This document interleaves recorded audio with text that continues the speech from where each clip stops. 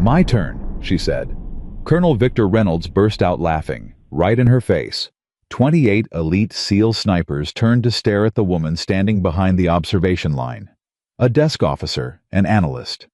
Someone who filed reports and tracked inventory. Nobody moved to hand her a rifle. Nobody took her seriously. Nobody except Admiral Whitmore, who had been watching her eyes for the last 3 minutes, and what he saw there made him go very quiet. If this story moves you, subscribe to our channel and follow Sarah's journey all the way to the end. Drop a comment telling us what city you're watching from. I want to see exactly how far this story travels. The rifle crack from firing position 7 still hung in the air. When Master Chief Donovan Reese stood up, pulled off his shooting glove, and walked away from the line without a word. That said everything. 28 shots. 28 misses. The best long-range shooters the United States Navy had produced in a generation, men who had trained through conditions that would break ordinary soldiers. Men who had made shots in combat that textbooks said were impossible, and not one of them had touched the target sitting 4,000 meters across the Black Ridge Valley. Nobody was angry anymore. That was the worst part. After the first several misses, there had been frustration adjustment strategy. Now there was something quieter. The particular silence of men who had reached the edge of what they believed they were capable of, and looked over that edge and found nothing on the other side. Admiral Daniel Whitmore stood behind the range line with his hands clasped behind his back and his face showing exactly nothing. That was a skill he had spent 30 years developing. You did not let men see your doubt. You especially did not let elite operators see it because they would carry it with them like an infection. Colonel Victor Reynolds stepped up beside him. Reynolds was the senior training officer, career military, the kind of man who wore his medals like a second skin and believed that institutional excellence was measured in decades of procedure. "Sir," Reynolds said, keeping his voice low, "we should call the evaluation. The conditions today are simply outside acceptable parameters for a meaningful test." Whitmore didn't answer immediately. He was watching the flags strung across the valley floor at 500-meter intervals. They were moving differently from each other. At the firing line, the flag pushed eastward at roughly 8 knots. 700 meters out, the flag barely moved. 1,500 meters, it changed direction entirely. Beyond that, the heat shimmer made it nearly impossible to read. The wind wasn't one problem. It was 6 different problems stacked inside each other, and every one of those problems changed every 90 seconds. "The conditions are what they are," Whitmore finally said. "If a real mission required this shot, the conditions wouldn't negotiate with us." Reynolds pressed his lips together, but said nothing more. Behind them, 28 of the finest shooters in special operations stood in small groups. Some were talking quietly. Chief Aaron Blake, who had been running precision shooting programs for the Navy for nearly 2 decades, was sitting alone on an equipment case, with his elbows on his knees, staring at the valley floor. Blake wasn't the type to visibly show defeat, but something about his posture communicated it clearly enough. The young shooter, nearest the observation rope, was Petty Officer, First Class Marcus Webb. 26 years old. 2 combat deployments, confirmed long-range engagements that had earned him significant recognition within the SEAL community. He had been the last man to shoot, and he had missed by what the spotting team estimated as 9 meters left at distance. 9 meters, against a target that measured roughly 40 centimeters across. Webb was cleaning his bolt with a cloth that didn't need it, doing something with his hands so he wouldn't have to think. That was when he heard the voice. It came from behind the observation rope from the cluster of non-shooter personnel who had been standing well back from the firing line. Support staff, intelligence analysts, logistics officers. The kind of people who attended these evaluations because someone higher up the chain had decided they needed visibility into classified programs. "Sir." The voice was female, measured, completely calm. "I'd like to try." The silence that followed had a particular quality to it. Not the silence of consideration, the silence of people who weren't sure they had heard correctly. Admiral Whitmore turned. Standing just behind the rope was Commander Sarah Mitchell, 37 years old, Naval Intelligence. Her record showed 9 years of analytical work, mission data processing, threat assessment, pattern recognition. She was known, to the extent she was known at all, as exceptionally competent in a field where exceptionally competent people were rarely noticed. She was not on the shooter roster. She was not part of the evaluation team. She was here because she had been assigned 6 weeks ago to provide intelligence support to the Black Ridge program. That meant she sat in briefings, prepared data packages, and stayed out of the way. Now she was standing at the observation rope asking to take a shot that 28 trained SEAL snipers had just failed to make. Colonel Reynolds recovered first. "Commander Mitchell." His voice carried the particular tone of a senior officer correcting a junior officer who has misunderstood the room. Patient. Condescending. Like explaining something to someone who should already know better. "This is a precision qualification evaluation. These are the finest shooters we have. This isn't a classroom exercise where everyone gets a participation opportunity." "I understand that, sir." "You are an intelligence analyst." "Yes, sir." "You analyze reports." Reynolds gestured at the firing line, at the men standing there, at the equipment cases and spotting scopes, and all the infrastructure of serious professional marksmanship. "These men have spent their careers making impossible shots. There is no version of this where—" "Sir." Sarah's voice didn't rise. It didn't sharpen. It just held. "If I miss, you lose 5 minutes, and the evaluation ends the same way it was going to end. If I hit, you get your answer." She let that sit. Reynolds turned to Whitmore, expression clear, put this to rest. But Whitmore was still looking at her. He had looked at thousands of people across a long career. He had learned slowly, and not without painful experience, to pay attention to the ones who didn't look like they were performing. Performers had a quality to them, a visibility, an energy that was about being seen, doing something. The best people in any room had the opposite quality. They were focused entirely on the thing itself, not on anyone watching them do it. Sarah Mitchell was looking at the valley. Not at him, not at Reynolds, not at the SEALs watching her. She was looking at the flags. 5 minutes, Whitmore said. Reynolds turned to him sharply. "Sir." "Colonel, 5 minutes." The range went quiet in a different way. Marcus Webb stopped cleaning his bolt. Chief Blake raised his head. Reynolds said nothing more, but his jaw was tight enough to be visible from 20 feet away. Sarah ducked under the observation rope and walked toward the equipment area at the back of the line. She had a case with her that nobody had noticed before, the way nobody notices things that don't appear to matter. Old, worn aluminum. The latches replaced at some point, scratches in the finish that told a story nobody had asked to hear. She set it down on an open equipment table and opened it. Webb moved closer without quite deciding to. Inside the case was a rifle, but not the kind of rifle he was used to seeing in this context.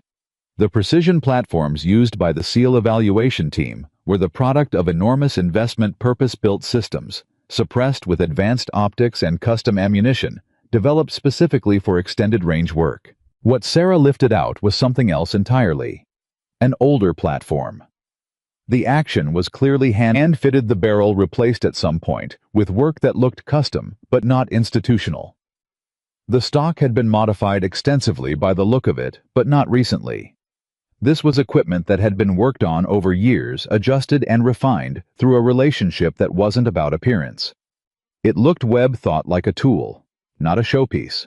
"That's what you're planning to use," he said. It came out with more incredulity than he intended, but not entirely more than he felt. Sarah glanced at him briefly. "You have a problem with it." "It doesn't look like—" He searched for diplomatic language and didn't find it quickly enough. "I mean, for 4,000 meters you'd normally want—" "The rifle knows its job," she said. "I know its job. That's the only compatibility that matters." She said it without heat, like a statement of fact that happened to also be a correction. Webb watched her perform a press check and then begin working through a series of adjustments at the scope that he recognized as deliberate and systematic, but that also followed an internal logic he couldn't entirely track. She wasn't checking boxes. She was doing something more specific than that. 2,000 meters, she said without looking up. He blinked. "What?" "When I asked your best confirmed shot record earlier, You said 2,000 meters. She finished her scope adjustment and stood. That's excellent work, genuinely. 2,000 meters under real-world conditions takes everything you have. He wasn't sure if he was being complimented or set up. But you're right that 4,000 is a different problem, he said, feeling for the first time like he was in a conversation rather than a confrontation. I know the math. I tried to solve it today and couldn't. It's not unsolvable, Sarah said. The math isn't the problem. Then what is? She looked at the valley, then at him. Time, she said. Patience. Most people treat a shot like a problem to overcome. They fight the conditions. They work against the wind. They try to find a moment when everything lines up perfectly, and when that moment doesn't come, they push. She picked up the rifle. You can't push 4,000 meters. The bullet is in the air for more than 5 seconds. Every variable you didn't account for has 5 full seconds to express itself. Webb stared at her. So what do? You stop fighting and start listening. She walked to the firing position. Chief Blake watched her approach. He had been in this business long enough to see a wide spectrum of shooters, the technically gifted, the mechanically sound, the purely determined. He had watched men with extraordinary natural talent struggle because they approached precision shooting as a matter of will. He had watched men with more modest talent achieve remarkable things because they had understood somewhere along the way that the discipline was not about domination, it was about relationship. The way Sarah Mitchell carried that rifle told him something he hadn't expected to conclude this afternoon. She had been here before, not at Black Ridge, not necessarily, but at this kind of place, the place at the far edge of what was possible, where the conditions were hostile and the window was narrow and the margin was essentially zero. She had been there before, and she had come home. He didn't know how he knew that. He just did. Sarah settled behind the rifle. The range went quiet, in a way it hadn't been all afternoon. Not the quiet of a pause between shots. The quiet of people who had decided at some level, below conscious decision, that something different was happening, and they needed to pay attention to it. Reynolds checked his watch visibly. Whitmore did not. Sarah was still. Her breathing was regular, not controlled in the performative way of someone trying to demonstrate calm, but actually functionally quiet the breathing of someone who had reached a state where the body understood what was required of it without being told. 1 minute passed, then 2. Is she having second thoughts? Someone behind Webb said quietly. Blake turned and looked at whoever it was. Just looked. The person didn't say anything else. 3 minutes. The flags across the valley moved.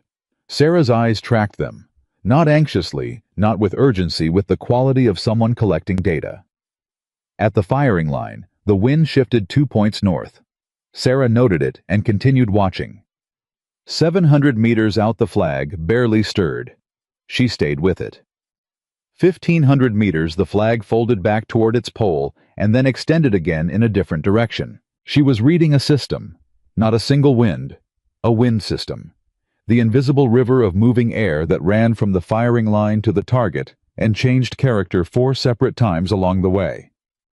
Webb found himself holding his breath. Reynolds opened his mouth. Whitmore made a very small gesture with one hand that was not technically a command, but functioned entirely as one. Reynolds closed his mouth. The 4th minute, and then something happened to the flags. Not a pause, the wind never actually stopped out here. But there was a moment, approximately 11 seconds, where the patterns that had been competing with each other came into a kind of alignment. Not stillness, but coherence. A single system, moving with something close to consistency from the firing line to the target. Webb didn't see it immediately. Blake saw it at the same moment. Sarah's body made an adjustment so small it was almost invisible. A fractional shift of the support hand, a minute change in the position of her cheek against the stock. Her breathing slowed by 1 count. Then she was absolutely perfectly still. "My turn," she said. The words were barely audible, barely air, but in the silence of the range they carried. She pulled the trigger. The report hit them sharp and flat against the desert air, and then it was gone, and the bullet was somewhere in the 4,000 meters of space between the rifle and the target, and there was absolutely nothing anyone could do about anything for the next 5.3 seconds. Nobody moved. Webb was counting without meaning to. 1, 2, 3, 4, 5. The radio on the spotting team's table crackled. Impact confirmed. Still nobody moved. The spotter's voice came again, and this time it had a quality Webb had never heard in a range report before. A quality that was normally trained out of spotters because it introduced emotion where there was supposed to be only information. Direct center hit. I say again, direct center hit at 4,000 meters. The range stayed quiet for 3 full seconds after that. Then Marcus Webb said very quietly, "Holy God." Reynolds had both hands on the top of his head. Chief Blake had stood up from the equipment case. He was standing perfectly straight, not at attention, not deliberately military, just standing the way a man stands when he needs to absorb something into his body before his mind has finished processing it. Sarah unloaded the rifle. Her hands were steady. Her face showed nothing particular. She broke the action open, confirmed the chamber, and began the systematic process of making the weapon safe, and she did all of it with the unhurried efficiency of someone performing a familiar task. Whitmore walked toward her. He didn't stride. He walked, deliberately with the weight of a man who has had to absorb difficult information on many occasions and has learned to move toward it rather than away from it. He stopped 2 feet from her as she completed the safety procedure and stood. For a moment, he just looked at her. Then he looked at the rifle. Then back at her. "Commander Mitchell," he said. "Sir?" He paused. "Who are you?" She met his eyes. And for a fraction of a second, something moved behind hers. Not pride, not satisfaction. Something older than either of those things. Something that had been living in a quiet room for a long time and wasn't entirely sure yet whether it was safe to step into the light. "That's a longer answer than 5 minutes, sir," she said. Whitmore held her gaze. Around them, 28. Elite SEAL snipers stood in silence on the floor of the Nevada desert, and every one of them was trying to figure out the same thing the Admiral was. Who was this woman? What was she carrying? And why for 9 years had nobody known? Webb looked at the old rifle in her hands. The scratches on the case. The careful, personalized modifications. The way she had handled it like something she trusted absolutely. The way you only trust something you have taken into the most extreme situations and come back from. He thought about what she had said. You stop fighting and start listening. He had spent 2 years training to make shots nobody could make. He had been taught patience calculation mechanical discipline. He was by any reasonable measure an exceptional shooter. But in 4 minutes of watching her, he had understood something about what he was doing that 2 years of training had not given him. Something about the difference between solving a problem and becoming part of it. Something about the relationship between a person and a physical world that does not care about their skill or their reputation or how many hours they have put in. Something about listening. Blake walked over. He stopped beside Sarah and looked at the distant target for a moment. Then he extended his hand. Sarah looked at it. Then she shook it. Blake said, 20 years. I have been doing this for 20 years. He shook his head. That was the finest piece of work I have ever seen on a range. Sarah said, it was a good wind window. Blake looked at her with an expression that said very clearly that he knew exactly what she was doing, and he respected it, and he was not going to let her get away with it. You waited for the window, he said, knowing it would come. That's not luck. That's a different kind of seeing. Sarah was quiet for a moment. I had a teacher who said that, she finally said. That patience isn't passive. Patience is active listening. She glanced down at the rifle briefly. It took me a long time to understand what he meant. Who was he? Blake asked. She looked at the valley. Someone who believed I could do things before I believed it myself, she said. A long time ago, and something in the way she said it, the particular weight of it, the quality of memory, that isn't a comfortable memory, but is yours, that has shaped you in ways you couldn't have chosen and can't undo, told Blake that the story was much larger than what she was going to tell him right now. He looked at Whitmore. Whitmore was still watching Sarah with the expression of a man who has discovered in the middle of what he thought was a known equation an entirely new variable. The expression of a man who has decided that finding out the truth about that variable is more important than anything else currently on his schedule. Reynolds had moved off to one side. His face was not easy to read. There was the particular discomfort of a man who has been publicly professionally wrong, not maliciously, not through any failure of procedure, but simply through the specific blindness of someone who has spent long enough trusting what things look like that he has forgotten to ask what they are. Webb looked around the range. 27 other men, all of them trying in their own ways to recalibrate something that they had understood one way for their entire careers. The best shooter in the room had not been on the roster. She had been behind the observation rope. She had asked for 5 minutes, and they had almost not given them to her. And in that almost, Webb realized, lay a specific and uncomfortable lesson about the gap between what people assume and what people are. About the invisible weight that competence sometimes carries alone, uncelebrated, unrecognized, because the shape of it doesn't match what people have decided competence is supposed to look like. The desert sun was still burning. The flags across the valley moved in their complicated, multi-layered patterns. 4,000 meters away, a steel target held a single mark centered clean, impossible. Commander Sarah Mitchell stood on the firing line with an old rifle in her hands and said nothing more. And Admiral Daniel Whitmore stood 3 feet from her and understood with the certainty of long experience that the 5 minutes she had asked for had not been the beginning of a demonstration. They had been the first 5 minutes of an answer to a question he hadn't known he needed to ask. He turned to Reynolds. "Get me a secure room," he said. "Commander Mitchell and I have a conversation to begin." Reynolds didn't argue. He nodded and turned to handle it. Whitmore looked back at Sarah. "Whatever you carry, Commander," he said quietly, "you're going to share it with me. All of it." She looked at him steadily. The thing behind her eyes moved again. Older, heavier, real. "I'd like that, sir," she said. And for the first time since she had walked onto that range, something in her voice sounded like relief. The secure briefing room at Black Ridge had no windows. That was by design. Whatever happened inside those walls stayed inside those walls, and the people who built the facility understood that the most sensitive conversations were the ones that needed to be completely separated from the world outside. Whitmore sat across the table from Sarah Mitchell and said nothing for almost a full minute. He had learned through decades of extracting information from people who didn't entirely want to give it that silence was the most powerful tool in any room. Most people couldn't survive 30 seconds of it without filling the space. A minute of it produced confessions that 2 hours of questioning couldn't. Sarah sat with her hands folded on the table and waited him out. That told him something immediately. She had been trained by the same school of thought. She understood the silence as a tool, and she refused to be its victim. He put a folder on the table between them. Thin. Her official service record.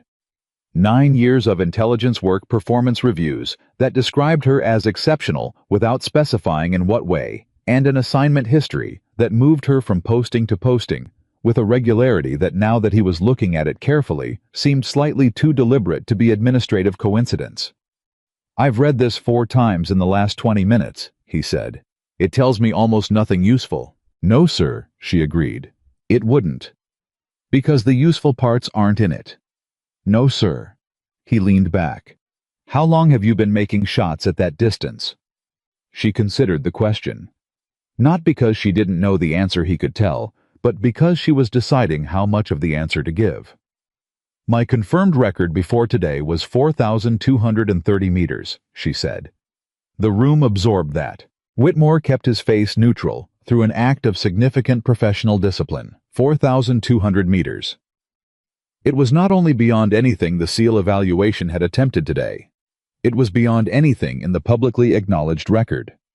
The kind of number that existed, if it existed at all, in files that required a specific kind of clearance to access and a specific kind of authorization to even know about.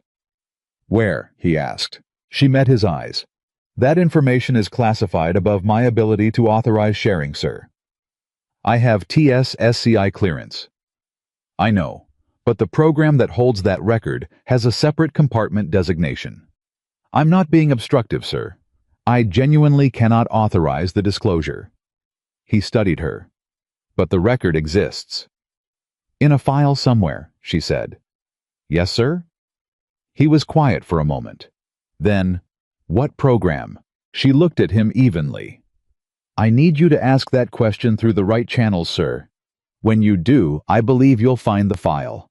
And when you find it, I think you'll have questions that go considerably beyond what I did at 4,000 meters today. Reynolds knocked and entered without waiting, which was his usual operating procedure, and one Whitmore had never managed to fully break him of. He had a tablet in his hand, and an expression that suggested the last 20 minutes had done nothing to improve his afternoon. Sir, he set the tablet on the table. I ran a search on Mitchell's name through the standard databases. There's essentially nothing there that isn't in the file you already have. I know, Whitmore said. That's not normal. Even for intelligence officers, there's usually more administrative trace than this. Deployments, training records, equipment requisitions. He paused. It's like she materialized 9 years ago with a complete service record and no actual history. Sarah said without particular emphasis, That's because the history exists in a different system. Reynolds looked at her. Which system? The one you don't have access to, Colonel. Something moved across Reynolds's face. Not anger exactly. Something closer to the discomfort of a person who has spent their career believing they understand the architecture of the institution they work for, and is being shown in real time that there is an entire floor of that architecture they've never seen. He sat down. For a moment, nobody spoke. Then Sarah said, I'll tell you what I can tell you. Some of it I'm cleared to share. Some of it I'm sharing because I've decided it's time, and the operational reasons for the silence no longer apply in the way they once did. She paused. Some of it I need you to verify through the right channels before I say it out loud in this room, because I won't be the one to breach a classification without authorization. But what I can give you today is enough to start. Whitmore nodded. She began. Not from the beginning. People who have carried a story for a long time rarely start at the beginning when they finally tell it. They start from the part that is still most alive in them, the part that hasn't quieted down no matter how many years have passed. She started from a mountain. She didn't name it. She gave coordinates in a format that Whitmore recognized as belonging to a specific theater of operations, and he made a mental note and kept his expression still. 4 years ago, she said. A SEAL element. 8 men had been compromised in a position they couldn't extract from without moving through an open corridor approximately 1,800 meters long. There was a fixed position covering that corridor. 1 shooter, good equipment, elevated angle. The element's options were to stay in place until the situation deteriorated past the point of recovery or to move and take casualties that the mission commander assessed as unacceptable. Reynolds leaned forward slightly. The request came through channels I won't name to a unit I'm not going to name. The tasking was for precision engagement on the fixed position. The complication was the angle, the distance, and the fact that the engagement window was going to open and close within approximately 90 seconds. 1 window. If the shot happened, the element could move. If it didn't, the operational picture became significantly worse. How far? Whitmore asked. The fixed position was 3,600 meters from my supporting position, Reynolds said quietly. That's not in any record I've ever seen. No, Sarah agreed. It wouldn't be. The element 8 men, Whitmore said. They made it out. All 8. The room was very quiet. Whitmore looked at her for a long moment. He was recalibrating something visibly, the way an experienced man recalibrates when new information requires him to restructure an understanding he has held for a long time. The discomfort of it was real, but he was the kind of man who moved toward discomfort rather than away from it. Who sent you to that position? He asked. A program director I reported to at the time. Name. She held his gaze. That's one of the ones I need you to go through channels to verify, sir. I'll give you a reference number. It will get you to the right compartment. He nodded slowly. After the operation, what happened?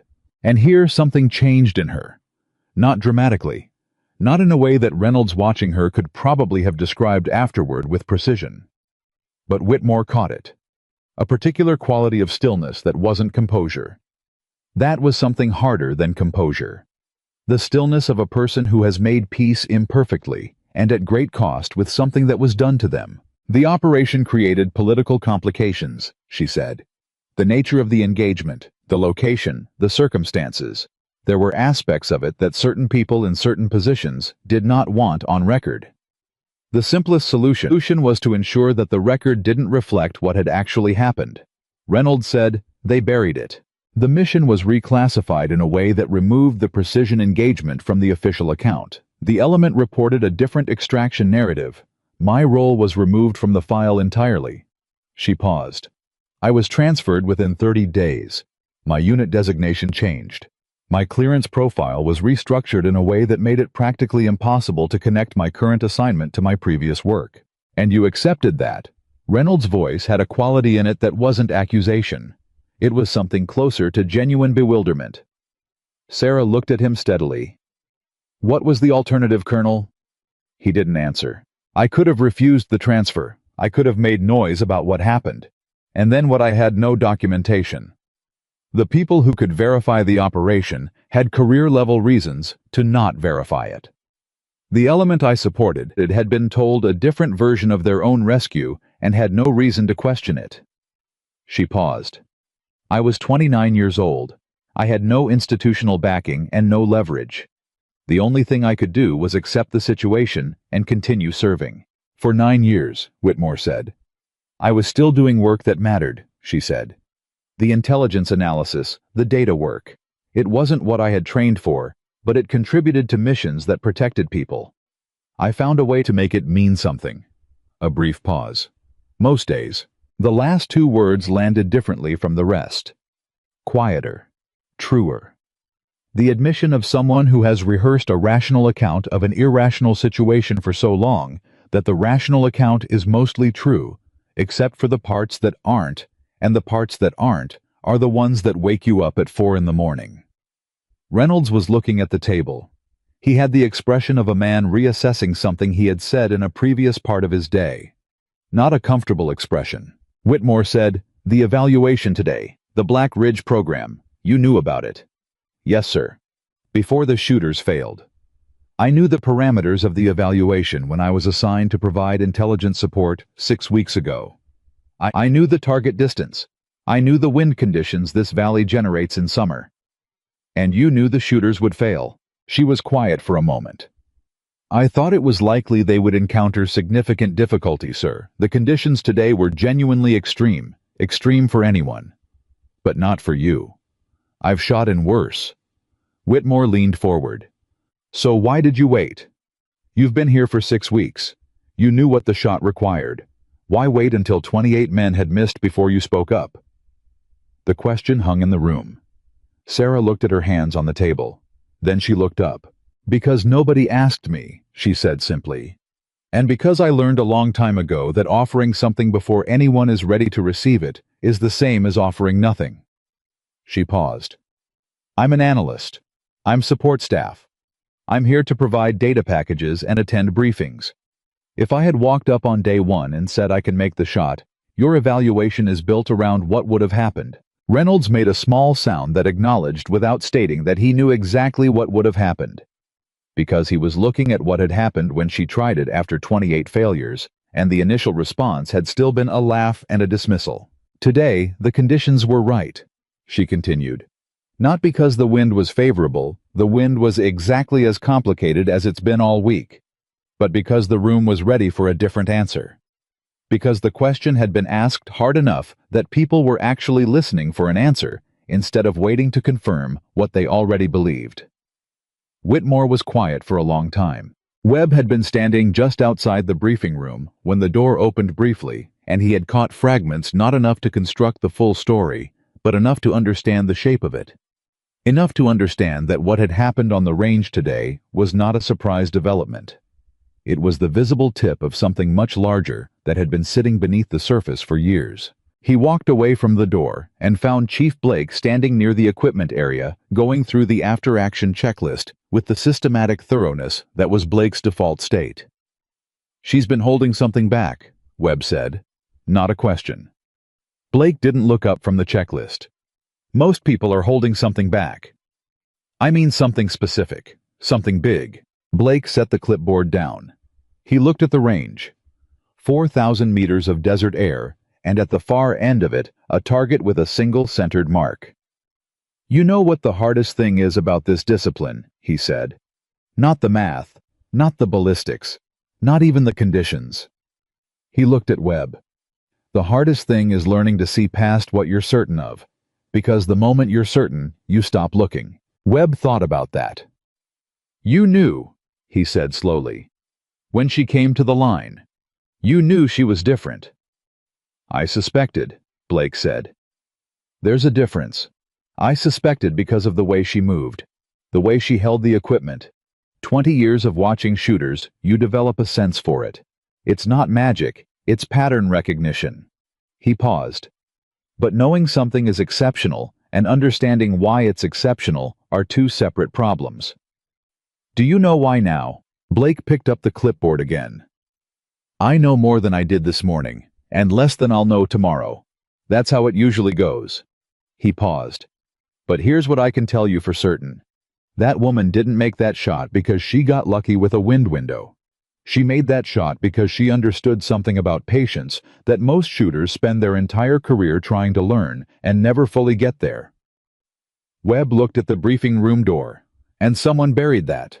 Blake's jaw tightened slightly. "Apparently. For 9 years. Apparently." Webb shook his head slowly. "That's—" He stopped. "Yeah," Blake said without requiring him to finish. Inside the briefing room, Reynolds had asked to be excused 15 minutes in, and Whitmore had granted it, partly because the conversation had moved past the point where Reynolds's presence was adding anything useful, and partly because Reynolds clearly needed time to process what he was hearing.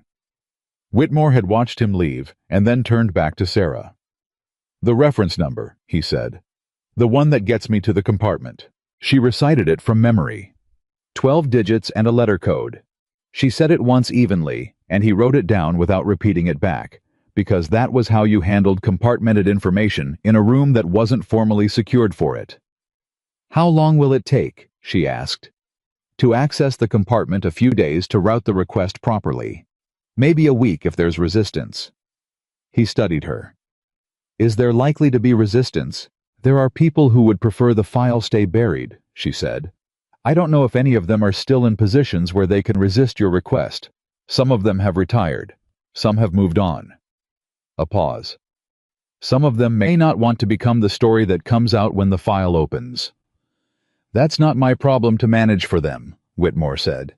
"No, sir," she agreed. "It isn't." He looked at her rifle case, which she had brought into the briefing room with her. "The shot today. At 3600 before today. There are others." "A few," she said carefully. "All in the same file. All in that theater." "Different theaters, same program." He sat with that for a moment. "The program had a name?" he asked. She looked at him directly and said nothing. "I understood." That was one of the things she couldn't give him without the formal authorization of accessing the compartment. He respected it. You either honored the system of classification or you didn't. And if you didn't, then the entire architecture of trust that made sensitive operations possible collapsed. She was protecting the system even while the system had failed to protect her, and he found that more revealing about her character than anything else she had told him. "Were you the only one?" he asked. Something passed through her expression. Brief. "No." "There were others in the program." "Several." "What happened to them?" She was quiet for longer than she had been quiet since they sat down. "Some of them made the same kind of peace I made," she said at last. "Accepted the reassignment, moved on, continued serving in different capacities." She paused. "Some of them didn't handle it as well." He didn't press for specifics. The weight of what she was not saying was clear enough. "And your teacher," he said. "The one who said patience is active listening." She looked at him with an expression that acknowledged he had been paying careful attention. "What happened to him?" Whitmore asked. The stillness that came over her then was different from all the other stillnesses of the afternoon. This one had a specific gravity to it. The gravity of a loss that has been lived with long enough to become integrated, but never entirely quiet. "How was the program director?" she said. "He believed in what we were doing. He believed in all of us." She looked at the rifle case. "When the political situation developed after the operation, he fought the reclassification. He pushed back through every channel available to him." A pause. "He was retired at 12 months ahead of his scheduled date. Medical review. The documentation suggested early cognitive decline." Whitmore's jaw tightened. "Was that documentation accurate?" he asked, already knowing the answer. "He was 54 years old and sharp as anyone I've ever worked with," she said flatly. "He could recite range data from engagements we had run 3 years earlier with perfect accuracy." She paused. "The last time I spoke to him was 2 weeks before his forced retirement. He told me to keep going. He told me to be patient." A breath. "He said that truth has a long flight time, but it always arrives." The room was completely silent. Whitmore looked at her, and for the first time since they had sat down, he allowed his professional composure to show a small fracture. Not much, just enough to be a human being for a moment instead of an admiral. "He was right," he said quietly. She looked at the table. Something moved in her face that she controlled but barely, and only because she had been controlling things for 9 years, and the muscle memory was deep. "Yes, sir," she said. "I know." Webb knocked before he entered, which Blake had probably coached him on. Whitmore told him to come in. "Sir?" Webb looked at Sarah, then back at Whitmore. "The spotting team found something." Whitmore straightened. "What kind of something?" "The impact mark." Webb paused. "The target has standard scoring rings 10 rings from the edge to center. The impact was in the exact geometric center of ring 10. Whitmore understood what that meant in terms of precision. The tolerance for an exact center hit at 4,000 meters was measured in fractions of a centimeter. Any deviation in any variable wind read. Atmospheric calculation. Trigger pull minute. Physiological movement. Any of it at all would have moved the impact off center. She hadn't just hit the target. She had hit the center of the center. Webb looked at her with an expression that wasn't hero worship. It was something more serious than that. The expression of someone who has had a fundamental assumption about the nature of excellence corrected in a way that will change how they approach their own work for the rest of their career. "Ma'am," he said, "can I ask you something?" Sarah looked at him. "After the shot, you didn't celebrate. You didn't, there was no reaction. Not really." He was working out how to say something that wasn't quite formed yet. Most people, when they do something that difficult, there's a moment of, I don't know, release, something. She was quiet. "Weren't you happy?" he asked. It was a genuine question, unguarded, the kind that slips out before professional caution can stop it. She considered it with the seriousness it deserved. "I was glad the window came when it did," she said. "I was glad the read was right. She paused. Relieved, maybe, that the conversation could finally begin." "What conversation?" he asked. She looked at Whitmore. "The one where the right people finally look at the right file," she said. "The one that should have happened years ago." Webb stood there absorbing that. Then Blake appeared in the doorway behind him. The veteran sniper had the same expression he'd been wearing since the shot. The expression of a man who has discovered that what he thought was the ceiling of what was possible was actually just the ceiling of what he'd been shown. "Sir," Blake said to Whitmore, "the rest of the team is asking questions I don't have answers to. They deserve something." Whitmore looked at Sarah. She gave a small nod. He stood. "Bring them in," he said. Blake stepped back. A moment later, the briefing room filled with the quiet, controlled movement of 28 SEAL snipers, arranging themselves in a space not quite built to hold them all. They were not crowding. They were giving each other the professional courtesy of room to stand, to breathe, to hold whatever they were carrying. Some of them looked at Sarah with curiosity. Some, with something harder to name, the particular expression of people reconsidering a judgment they had made quickly and publicly and would have to live with. Reynolds came back in. He took up a position at the back of the room and said nothing. Whitmore looked around at all of them.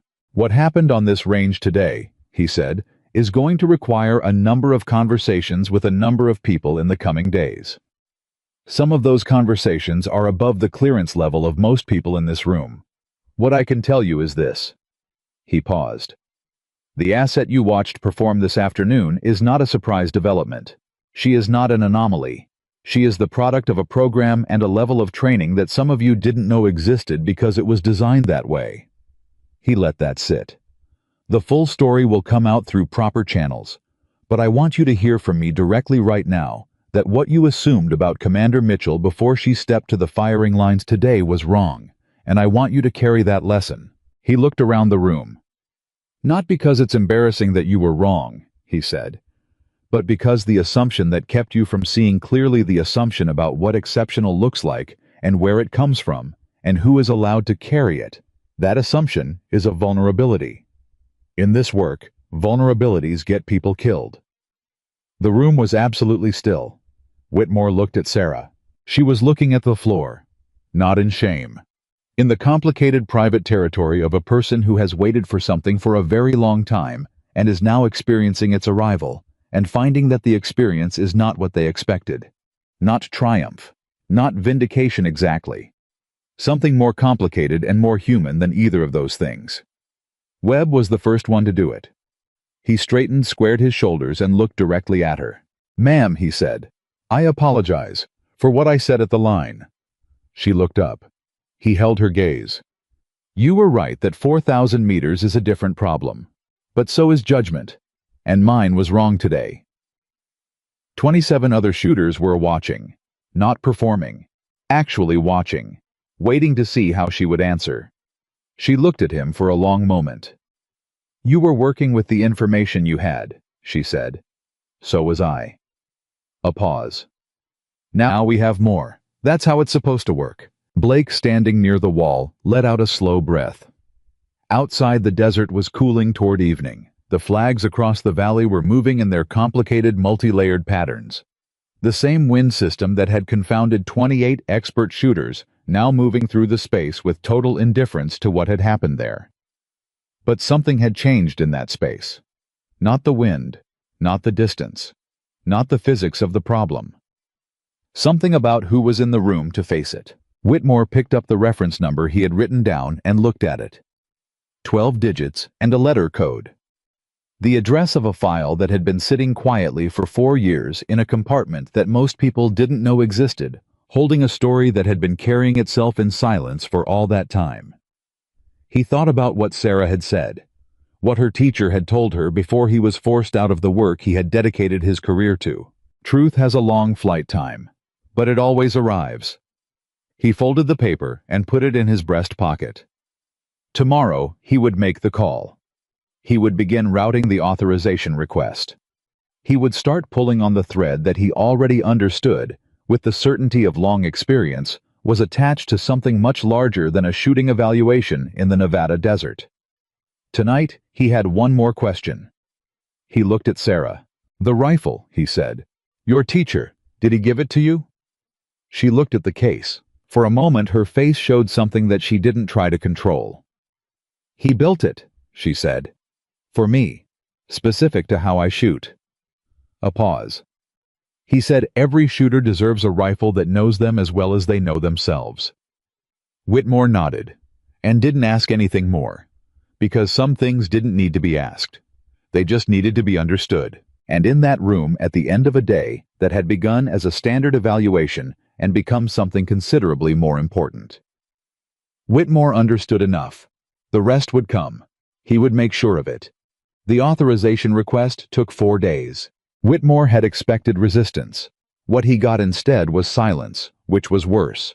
Silence meant someone was deciding something.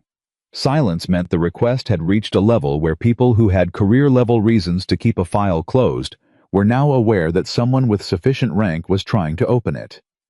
He sent the request on a Monday morning. By Wednesday afternoon, he had received exactly one response, a 3-line message from a deputy director at a level he didn't interact with, often informing him that the compartment he was attempting to access was under review, and that his request had been noted and would be processed in accordance with established procedure. He read it twice. Then he picked up the phone and called a number he had not used in 3 years. The man who answered was named Garrett. No rank given, no title used, which was itself a title of sorts. Garrett worked in a part of the intelligence community that didn't have a building you could visit or an organizational chart you could read.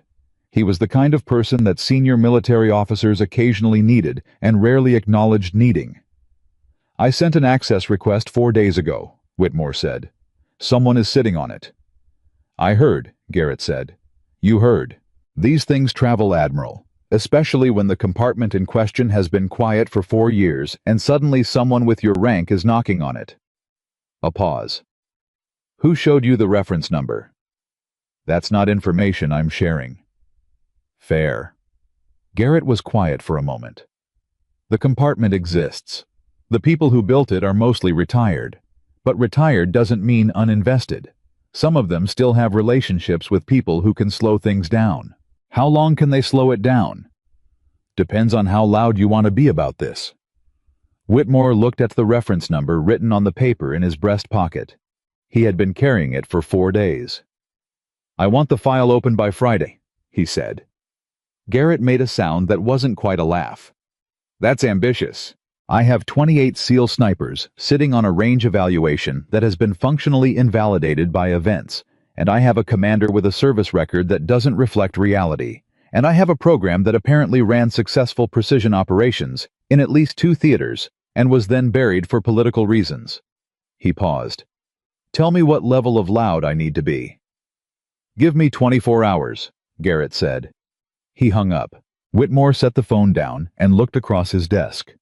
Sarah Mitchell's thin official file was still there beside a second folder, thicker assembled over the past 4 days from fragments he had been able to access through his own channels. Peripheral references. Training records from courses she had attended that didn't connect clearly to intelligence analysis work. A marksmanship certification from a program that had been administratively dissolved 7 years ago. An equipment requisition from 6 years ago for custom ballistic components that no desk-based analyst would ever need. The fragments of a story told sideways because the direct version had been removed. He had shown none of it to Reynolds. Reynolds had been quieter since the briefing room. Not subdued, Reynolds was not a subdued man by nature, but more careful, more deliberate. Whitmore had watched him interact with Sarah over the past 4 days and noticed that he had stopped talking about what she was and started asking questions about what she knew. That was progress of a sort. Sarah herself had returned to her normal duties with a composure that Whitmore found both admirable and faintly heartbreaking. She showed up to briefings. She prepared her data packages.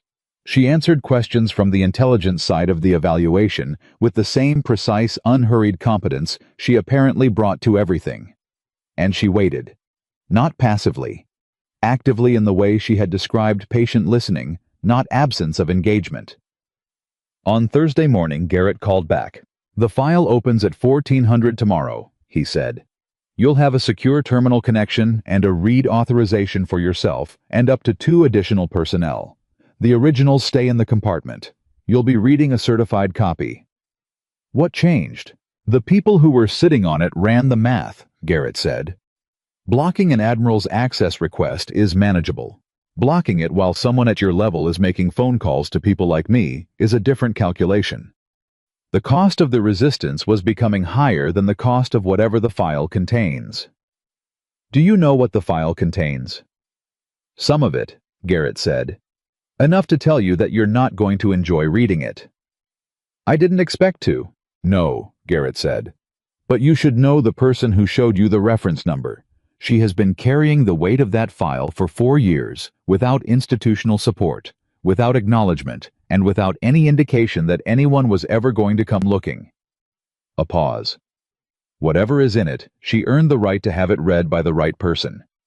Whitmore said, "That's why I'm reading it." He told Sarah that evening. Found her in the Intelligence Support Office, which was small and functional and entirely without the personal touches that most people accumulated in a workspace over time. No photographs, no personal items. The workspace of someone who had learned not to make themselves at home in any particular place. She looked up when he came in. He said, "Tomorrow at 1400, I want you in the room." Something moved across her face. "Sir, the authorization covers up to 3 personnel. You are one of them." He held her gaze. "You should be there when it opens. You've earned the right to be in the room when the right people finally read what's in it." She was quiet for a moment. Then she said, "Who is the third person?" "Blake," he said. "Because he's been in precision shooting programs for 20 years, and he'll understand the technical context better than anyone I could bring in from outside." She nodded. Something behind her eyes settled. Not relief exactly, but the particular quality of someone who has been holding a weight alone for a long time, and has just been told that another set of hands is coming. "Sir," she said, "before tomorrow, there's something you should know that isn't in the file." He sat down across from her. "The 8 men," she said. "The element I supported 4 years ago. The ones I told you about." "The extraction operation," he said. "Yes," she paused. "I said I didn't know if they were aware of the real narrative, that what they had been told was a different version of their own rescue." She looked at her hands. "That wasn't entirely accurate." Whitmore waited. "One of them knew," she said. "The element leader. He was in a position where he could see enough of the surrounding situation to understand that the official account didn't reflect what had actually happened. He tried to correct the record. Through proper channels, twice." She paused. "He was told both times that his recollection of the events was unreliable.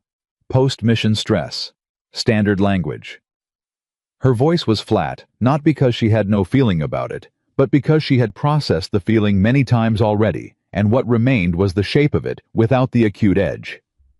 He accepted the finding because refusing it had career implications he wasn't willing to absorb at that point in his service. "Who was he?" Whitmore asked. She met his eyes. "His name is Lieutenant Commander James Hooper. He retired 14 months ago. Medical separation back injury, legitimate sustained in a subsequent deployment." She paused. "He lives in Tucson now. He coaches youth soccer on weekends." Something in the specificity of that detail, youth soccer on weekends, landed with a particular weight.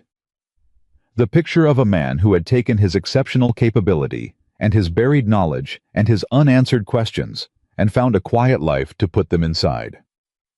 "Does he know the file is being opened?" Whitmore asked. "He doesn't know I'm here," she said. "We lost contact after his second attempt to correct the record. I thought it was safer for him if we weren't connected." Whitmore studied her. "You protected him." "I tried to. Even though he was the one person who could have corroborated your account." "Yes." He let that sit for a moment. The particular integrity of it, the choice to protect someone else's career, at the cost of her own corroboration, was the kind of thing that didn't make strategic sense and made complete human sense. And it told him more about who Sarah Mitchell was than anything in the file he hadn't read yet. "After tomorrow," he said. "I'll want to speak with him." "Yes, sir," she said. "I think he'll want to speak with you too." The next afternoon, the secure terminal connection opened at exactly 1400. Whitmore, Sarah, and Blake were in a room that had been swept and sealed, and the screen in front of them populated with a certified copy of a file that bore a classification designation. None of them said aloud, and a program name that Blake mouthed silently, and then sat back in his chair, with an expression that said he had heard of it in the way you hear of things that exist at the edge of what is officially acknowledged. Whitmore read. He was a fast reader, discipline trained to absorb operational documentation efficiently. But he slowed down 3 times, once at the list of operations, once at the performance assessments, and once for a long time at a section near the end that neither Blake nor Sarah could see from their angle, but that made him set the document down briefly and look at the wall. Blake was reading the technical sections. His jaw had been tight for 10 minutes. At one point he said quietly, and to no one in particular, "This is real." Not a question. The statement of someone who had spent a career in precision shooting and was reading performance data that he understood at the technical level to be genuine. Not inflated. Not the product of controlled conditions. Real-world results from real-world conditions in real-world scenarios. Sarah was reading her own history. That was the most complicated thing to watch. Whitmore glanced at her several times and saw the expression of someone reading an account of themselves, written by people who understood what she had done and documented it with precision, and then put it somewhere nobody would look. The expression of someone finding proof that they had not imagined it. That it had happened, and it had been real, and it had been exactly as significant as they had known it to be, even while the world around them treated them as someone who organized files. 40 minutes into the reading, Blake looked up. "The program director," he said. "Halverson." He was looking at the file. "I know that name." Whitmore looked at him. "Not personally," Blake said quickly. "But in the shooting community, long-range precision specifically, there are names that circulate. People who built something significant and then disappeared from the scene." He paused. "Halvorsen was talked about maybe 8-9 years ago, developing something, a training methodology, something different." He shook his head slightly. "Then he just wasn't there anymore. Nobody knew what happened. Most people assumed he'd moved into deeper classification work and couldn't talk about it." "I was pushed out," Sarah said. Her voice was even. "He spent the last years before his forced retirement doing contract consulting for a private firm. Ballistics modeling. He was good at it. He kept working." A pause. "He had a stroke 18 months ago. He's partially recovered. He lives with his daughter in Portland." The room was very still. Blake looked at her. "You've stayed in contact with him?" "I check in," she said simply. "Every few months. He doesn't know about today. He doesn't know I'm here or what's happening." She paused. "He spent 5 years building something genuine and real that helped people come home who otherwise wouldn't have, and then he was told it had never existed. The least I can do is make sure someone remembers to call." Blake looked like he was having a physical reaction to that information. Not emotional in an obvious way. Blake was not an obviously emotional man, but something was happening in his face that had to do with the fact that he had been in this discipline for 20 years, and had known, or thought he had known, its major figures and its significant developments, and was now discovering that one of the most important figures in its recent history had been erased from the record he thought he understood. "He should know," Blake said. "What's happening today? He should know the file is open." Whitmore looked at Sarah. She was quiet for a moment. "After this meeting," she said, "I'll call him." They returned to the file. The section that had made Whitmore set the document down was a personnel assessment dated 4 years ago, 3 weeks before Sarah's transfer. It was written by Halverson and addressed to the Program Oversight Committee. It was formal in language and devastating in content, a clear, documented, precisely argued case that the reclassification of the extraction operation was both factually incorrect and a significant injustice to the personnel involved. It named Sarah specifically. It named her performance. It described in clinical and precise language what she had accomplished and what it had meant for the 8 men who had come home because of it. And at the bottom in the response section was a 1-paragraph reply from the Oversight Committee noting that the assessment had been received, reviewed, and would be retained in the file, and that no further action was warranted at this time. They had read it. They had documented that they read it. They had filed it away and left her behind the observation rope. Whitmore closed the file. He sat for a moment. Then he looked at Sarah. She was looking at the screen at the last page of the file at Halverson's assessment and the committee's 1 paragraph in response, and her expression was doing something complicated. Not tears, not anger.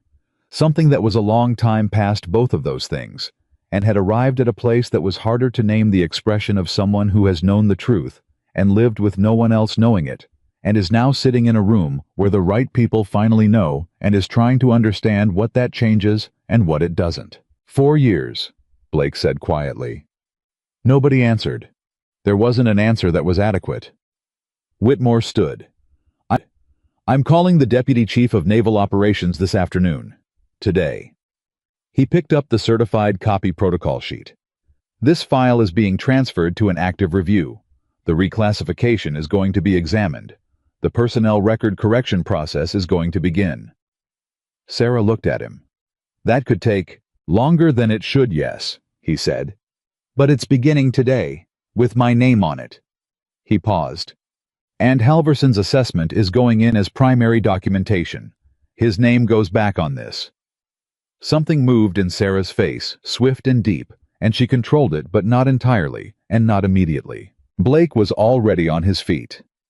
He had the look of a man who had absorbed a significant quantity of difficult information and was now engaged in the process of deciding what to do with it, which for Blake meant doing something productive with it immediately, because stillness at moments like this was its own kind of unbearable. "The evaluation," he said to Whitmore. "The Black Ridge program. What happens to it now?" "The evaluation results stand," Whitmore said. "All of them, including today's." He looked at the data from the shot is going into the program record with full attribution. Blake nodded. Then he said something that was not entirely a question. "The shooting community. The people in this discipline who should know what Halverson built, what she's done." He paused. "That doesn't stay in a classified file forever." "No," Whitmore said. "It doesn't." Blake looked at Sarah. And for a moment, he was simply a man who had spent 2 decades in a discipline and understood exactly what she represented within it and what it meant that she had been invisible within it for 9 years. "You're the best I've ever seen," he said. "Not flattery. A technical assessment from someone qualified to make it. And I've seen everyone." She looked at him steadily. "Halverson taught me." "He taught you what he knew," Blake said. "What you did with it, that part is yours." She didn't answer that. But she didn't look away either. Webb was waiting outside when they came out of the secured room. He had no official reason to be there, which meant he had been there on his own time, which meant he had been thinking about something he wanted to say and had decided that waiting was better than not saying it. He looked at Whitmore, then at Sarah. "Ma'am," he said, "I want to ask you something, professionally." She waited. "The shot, the 4,000 meters." He was precise, choosing his words carefully in the way of someone who is asking a real question rather than making conversation. "You said you waited for the wind window, that you read the system rather than fighting it." He paused. "I've been thinking about that for 4 days. About what that means for how I've been training, how I've been approaching the discipline." Another pause. "Would you be willing to talk through it, not just the mechanics, the way you think about it?" Sarah looked at him, then at Blake. Blake made a very small gesture that communicated without words that this was a good development and she should pursue it. "When?" she said. "Now if you have time," Webb said. "Or whenever you're available." She glanced at Whitmore, who said, "Your support assignment doesn't require your presence this afternoon." She looked back at Webb. Something shifted in her expression, not a smile exactly, but its underlying movement. The expression of someone who has been carrying something heavy for a long time and is discovering that putting it down doesn't mean losing it. That the knowledge doesn't diminish when it gets shared. It becomes something else, something that can be passed on. "The range," she said. "Give me 10 minutes." Webb nodded and moved off. Whitmore watched him go.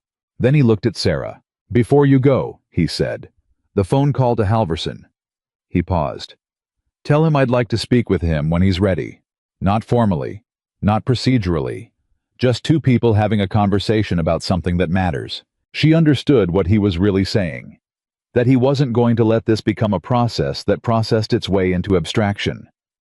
That the man who had built the program, who had fought for the record, and lost, who was living with his daughter in Portland, recovering from a stroke at 61 years old, that man was going to hear a human voice telling him that someone had found what he'd built and understood what it was worth. "Yes, sir," she said. "I'll tell him." She picked up the rifle case and walked toward the range. Whitmore watched her go. Then he turned back to the secured room and began making phone calls. Blake stayed with him for the first call, sitting across from him, with the file summary open on his knee, ready to speak to the technical specifications if the conversation required it. He had the expression of a man who has had a long good career and has just discovered that his map of the territory he thought he knew was missing significant geography. It was uncomfortable. It was also, he understood, exactly the right kind of discomfort. The kind that produces revision rather than resistance. On the range, Sarah set up at the same firing position she had used 4 days ago. Webb settled in beside her with a notebook, which she glanced at briefly and did not comment on. "You don't need to write it down," she said. You need to feel it. He set the notebook aside. Okay, he said. Tell me where to start. She looked at the flags across the valley. The same complicated multi-layered wind system that had beaten 28 shooters and given her a 90-second window of coherence. Start with what you know, she said. Not what you've been taught to know. What you actually genuinely know from being here right now paying attention. He was quiet for a moment. Then he said, the wind near the line is coming east-northeast, about 6 knots. The flag at 700 is barely moving. Keep going. The one at 1500 is moving in a different direction entirely. And what does that tell you? He thought about it. That there isn't one wind, there's a system. And the system? He was quiet longer this time. She let the silence work. The system has a rhythm, he said slowly. It's not random. It's shifting but in a pattern. Like there's an underlying movement and the variations are on top of it. She looked at him. Yes, she said. And the way she said it, not performing approval, just confirming, told him he had found the beginning of something real. They stayed on the range for 3 hours. In the briefing building, Whitmore made 4 phone calls and sent 2 formal communications upward through channels that would require responses. Reynolds, who had been quietly efficient all afternoon, appeared at the door of the briefing room with a summary of the administrative steps required for the personnel record review process and a question about whether Whitmore wanted him to begin coordinating with the relevant records offices. Whitmore looked at him. Yes, he said. I want it started today. Reynolds nodded. He turned to go. Then he stopped. Sir? He turned back. There was something in his face that was different from the clipped efficiency of the past hour. Something that belonged to the man rather than the officer. The things I said to her at the line, the first day. She's not looking for an apology, Victor, Whitmore said quietly. I know, Reynolds said. But I am. He paused. 23 years of process. And I still made the same assumption everyone makes. He shook his head. That should matter to me, and it does. Whitmore studied him for a moment. Put the energy into the record review, he said. That's the apology that means something. Reynolds held his gaze. Then he nodded once and left. Whitmore sat alone for a moment. I thought about a woman who had spent 9 years being invisible in the institution she had served exceptionally. Who had carried a program director's last words. Truth has a long flight time, but it always arrives, and had made them the load-bearing structure of nearly a decade of patient active waiting. Who had shown up at a range in the Nevada desert and asked for 5 minutes and changed the entire shape of what was understood to be possible. I thought about an old rifle built by a man who believed every shooter deserved a rifle that knew them as well as they knew themselves. He thought about what it meant that the rifle was still working. Then he picked up the phone and made the 5th call. The call to Halverson happened that same evening. Sarah sat in her quarters with the phone in her hand for 3 full minutes before she dialed. Not because she was uncertain. Because she was preparing herself for the version of him she might find on the other end. The version that 18 months of recovery had produced the voice that might be slower or smaller than the one she remembered.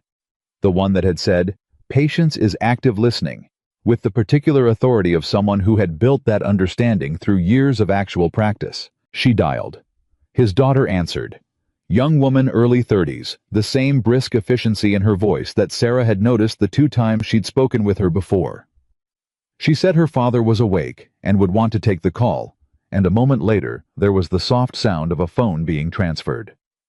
Mitchell, he said. Not a question. His voice was slower than it had been. The stroke had taken something from the left side of his face, his daughter had told her, and it had affected his speech in ways that therapy had partially corrected. But the quality of the voice, the quality that had nothing to do with speed or articulation, and everything to do with the person behind it, that was entirely intact. Sir, she said. Something happened, he said. She had never been able to get ahead of him. Not in 5 years of working for him. Not now. Yes, sir? Tell me. So she told him. All of it. The evaluation, the 28 shooters, the 5 minutes the shot. The briefing room.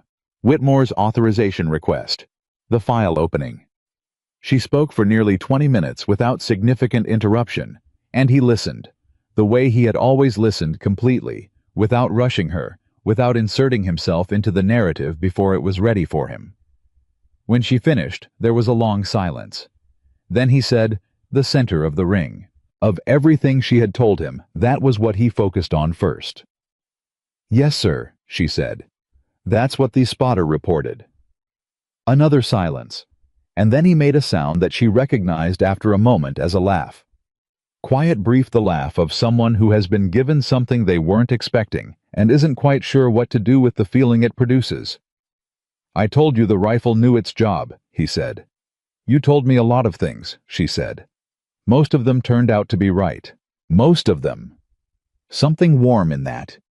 The particular warmth of a teacher who doesn't need a student to grant them perfect accuracy, just honesty.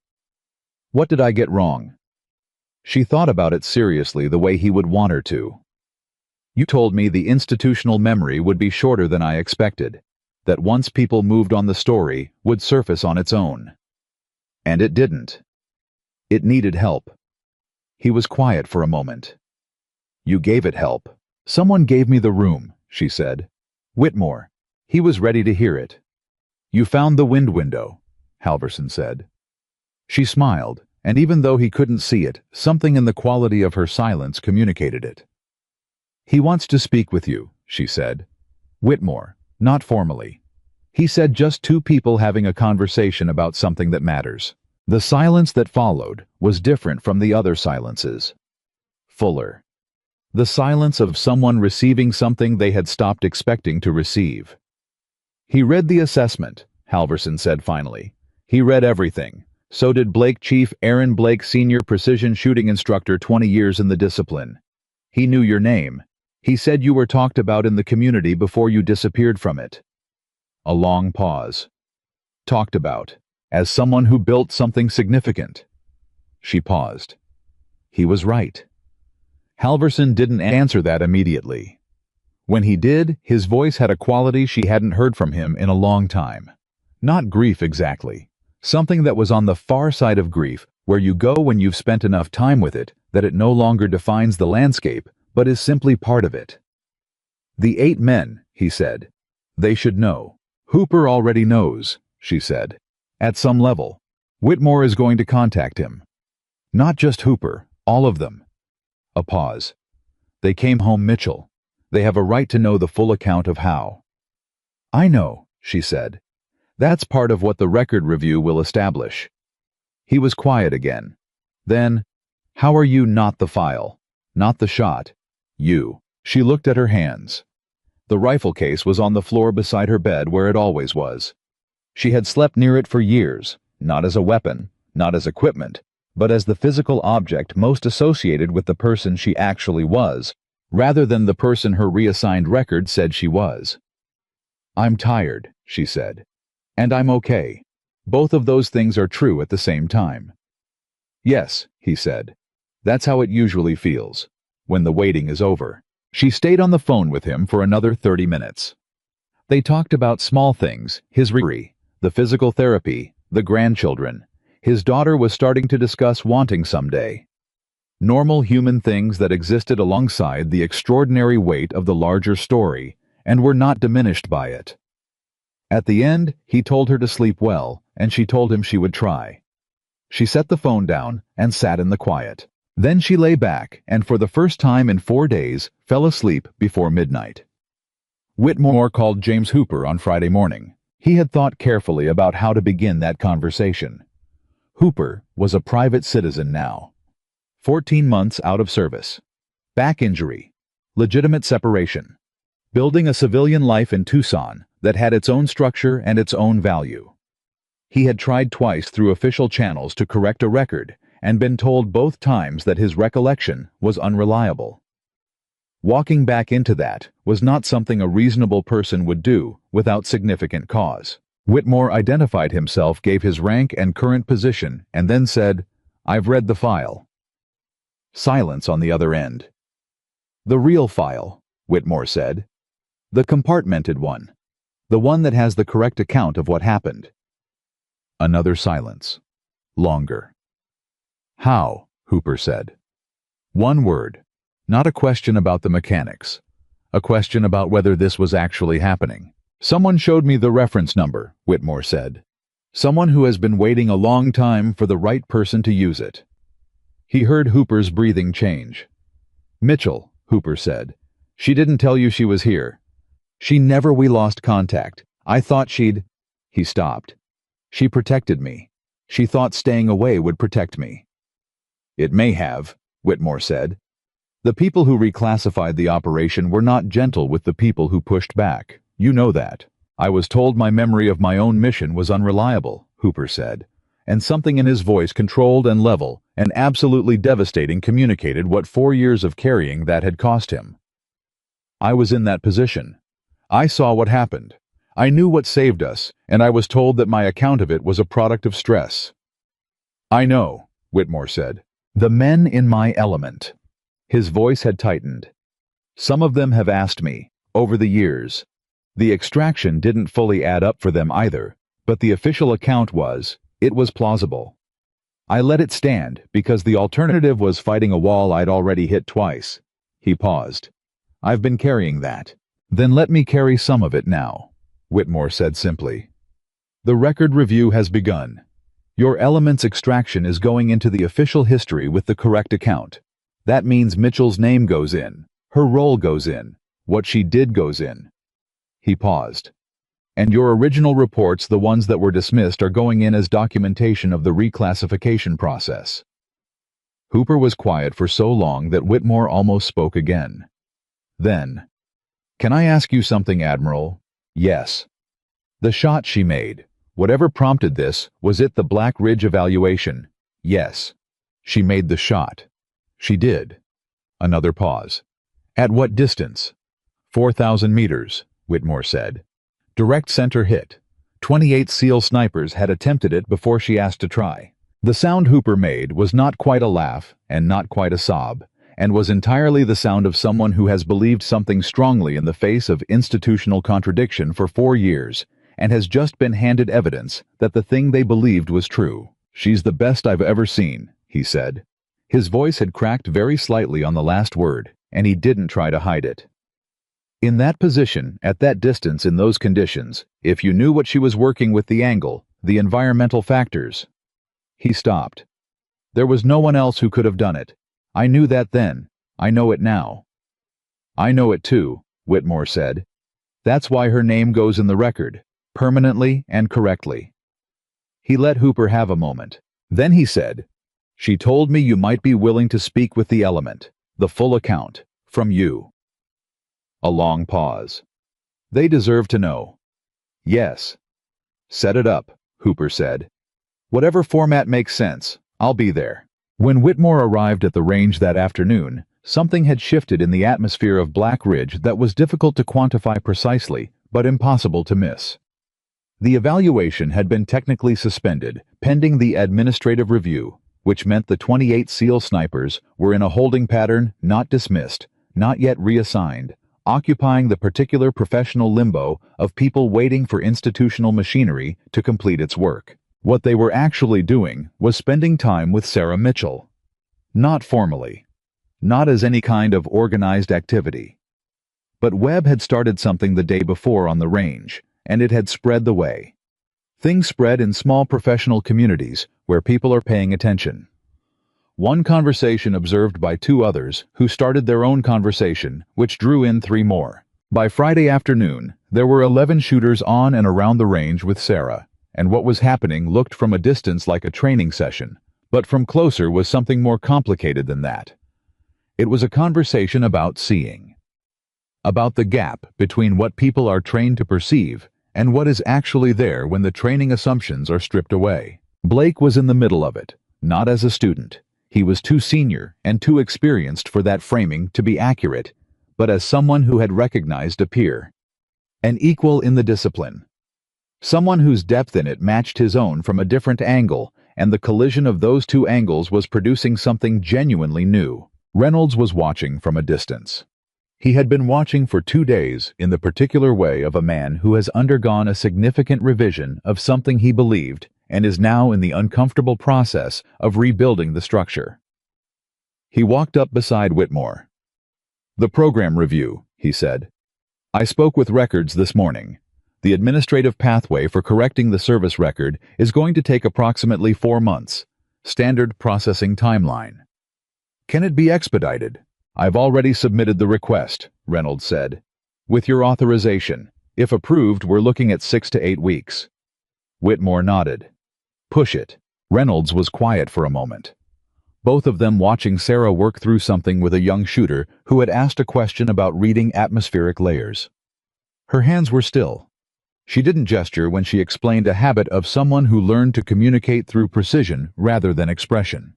And the shooter was listening with the full attention of someone who has understood that they are receiving something real. "I've been thinking about what she said," Reynolds said. "In the briefing room, about why she waited, that the room wasn't ready for a different answer until it had asked the question hard enough." Whitmore said nothing. He let Reynolds find his way to wherever he was going. "I've been in this role for 11 years, Reynolds said.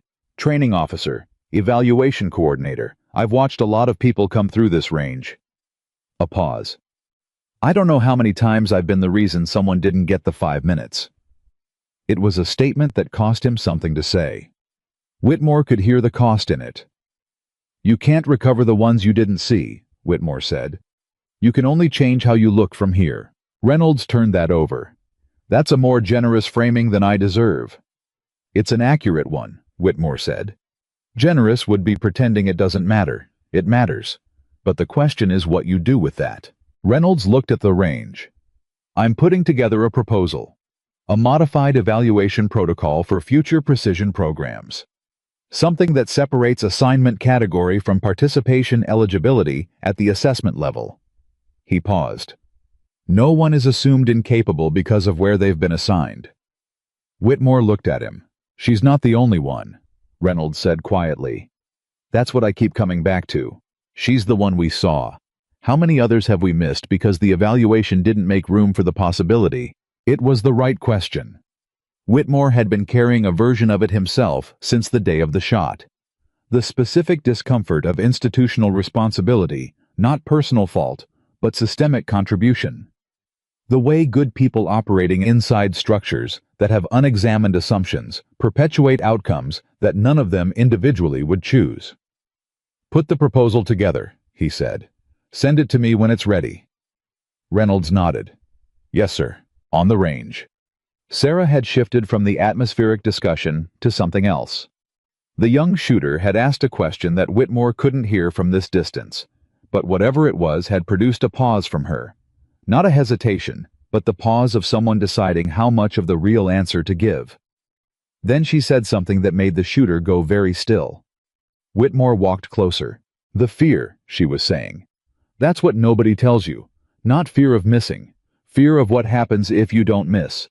Because once you make the shot, everything changes. People know what you can do. And knowing what you can do means they'll ask you to do it again." She looked at the rifle in his hands. And again. And again.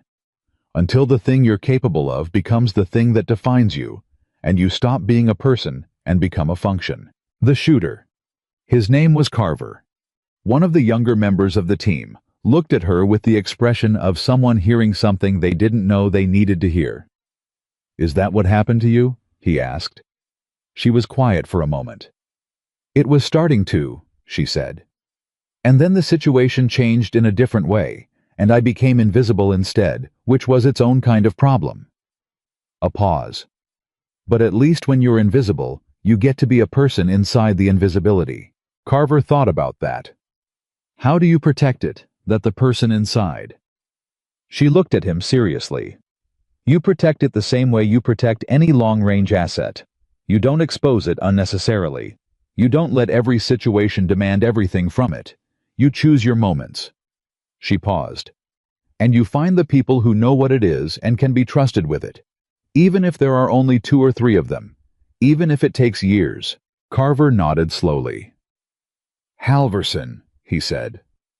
He had been in the room when Blake mentioned the name, apparently. "Your program director. He was one of them." "He was the first one," she said. The one who said this is real, this is genuine, and it deserves to be developed rather than hidden. A pause.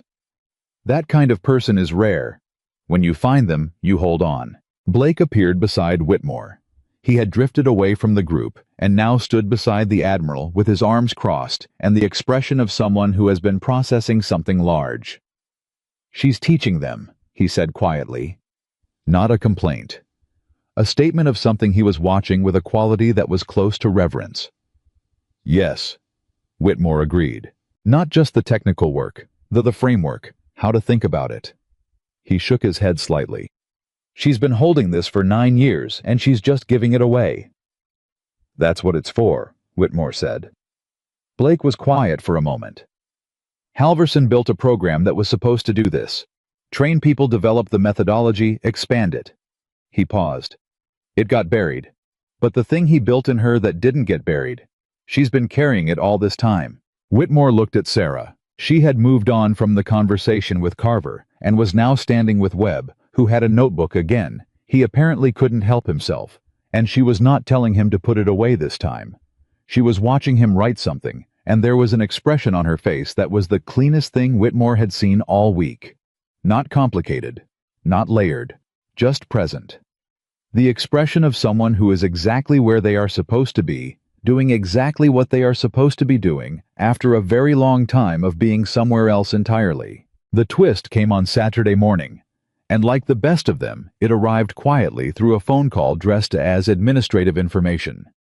Whitmore was in his office when his aide knocked and entered with the expression of someone who has received information they don't entirely know how to categorize. "Sir," he said, "there's a call from Washington, deputy director level."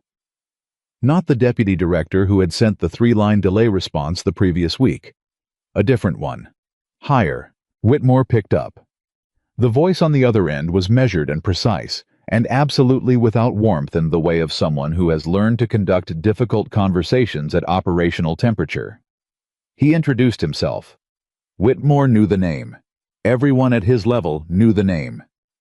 "Admiral," the deputy director said, "I'm calling about the compartment access you initiated earlier this week." "I assumed you might," Whitmore said.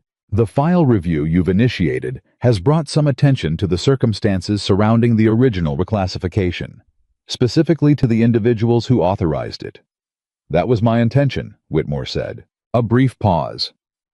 "2 of those individuals are currently serving in advisory capacities that would be significantly affected by a formal review finding." Another pause. "I want to be direct with you, Admiral.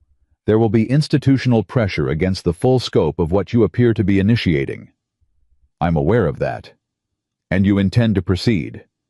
"I intend to proceed," Whitmore said. The deputy director was quiet for several seconds. Then, "Good." Whitmore had not expected that. "The reclassification was wrong," the deputy director said.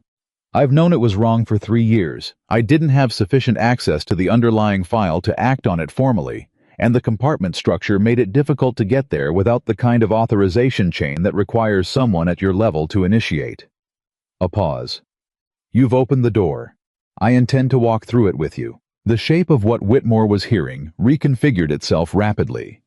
The resistance, the 3-line delay response. The silence had not been uniformly defensive. Some of it had been, but some of it had been the institutional machinery doing what institutional machinery always does, which is to slow things down while the people who actually control the outcome make their decisions. The decision at the relevant level had been made. "The individuals who authorized the reclassification," Whitmore said carefully. "What happens to them? That depends on what the formal review finds," the deputy director said. "I won't prejudice the outcome, but I can tell you that the assessment authored by the program director Halverson is going to be treated as what it is: a documented record of institutional misconduct." A pause. "And the personnel record correction you've initiated for Commander Mitchell is going to be fully supported at my level." Whitmore set the phone down 20 minutes later and sat very still for a moment. Then he walked to the range. Sarah was there alone this time. The morning session with the team hadn't started yet. She was sitting on an equipment case with a cup of coffee, doing nothing in particular, which for her, Whitmore had come to understand, was itself a form of preparation. The active listening that didn't require a specific object to be directed at. She looked up when she heard him coming. Something in his expression told her immediately that something significant had happened. "Washington called," he said. She waited. "The review is fully supported at the deputy director level. The personnel correction proceeds. The reclassification is going to formal review." He paused. "And the individuals who authorized it are going to answer for it." She was very still. "The full record," he continued. "Your name, Halverson's assessment, the correct account of the extraction. All of it enters the permanent record with full institutional acknowledgement." She looked away from him toward the valley. The flags were moving in the morning air. The same wind system, the same complicated layers, the same desert that had been indifferent to everything that had happened here over the past week, and would remain indifferent for years after they had all left. When she looked back, her face had done something she hadn't planned for it to do. Something she didn't immediately control. Not tears or not quite. Something underneath tears, the thing that happens when the body has held a posture of strength for so long that the first moment of actual safety produces a kind of structural release. A brief, visible trembling in the set of her jaw. Here and then gone quickly. She breathed. "Halvorsen," she said. Her voice was steady. "He needs to hear this from you, not from me. I'm calling him this afternoon." She nodded. Then she said very quietly, "He said truth has a long flight time, but it always arrives." "He was right," Whitmore said. She looked at the rifle case beside her. The old, scratched, rebuilt case with the worn latches and the history nobody had asked to hear. "He built that rifle for a 19-year-old who didn't know yet what she was capable of," she said. "He said every shooter deserves a rifle that knows them as well as they know themselves." She was quiet for a moment. "I think he meant every person deserves someone who sees what they're capable of before they've proven it.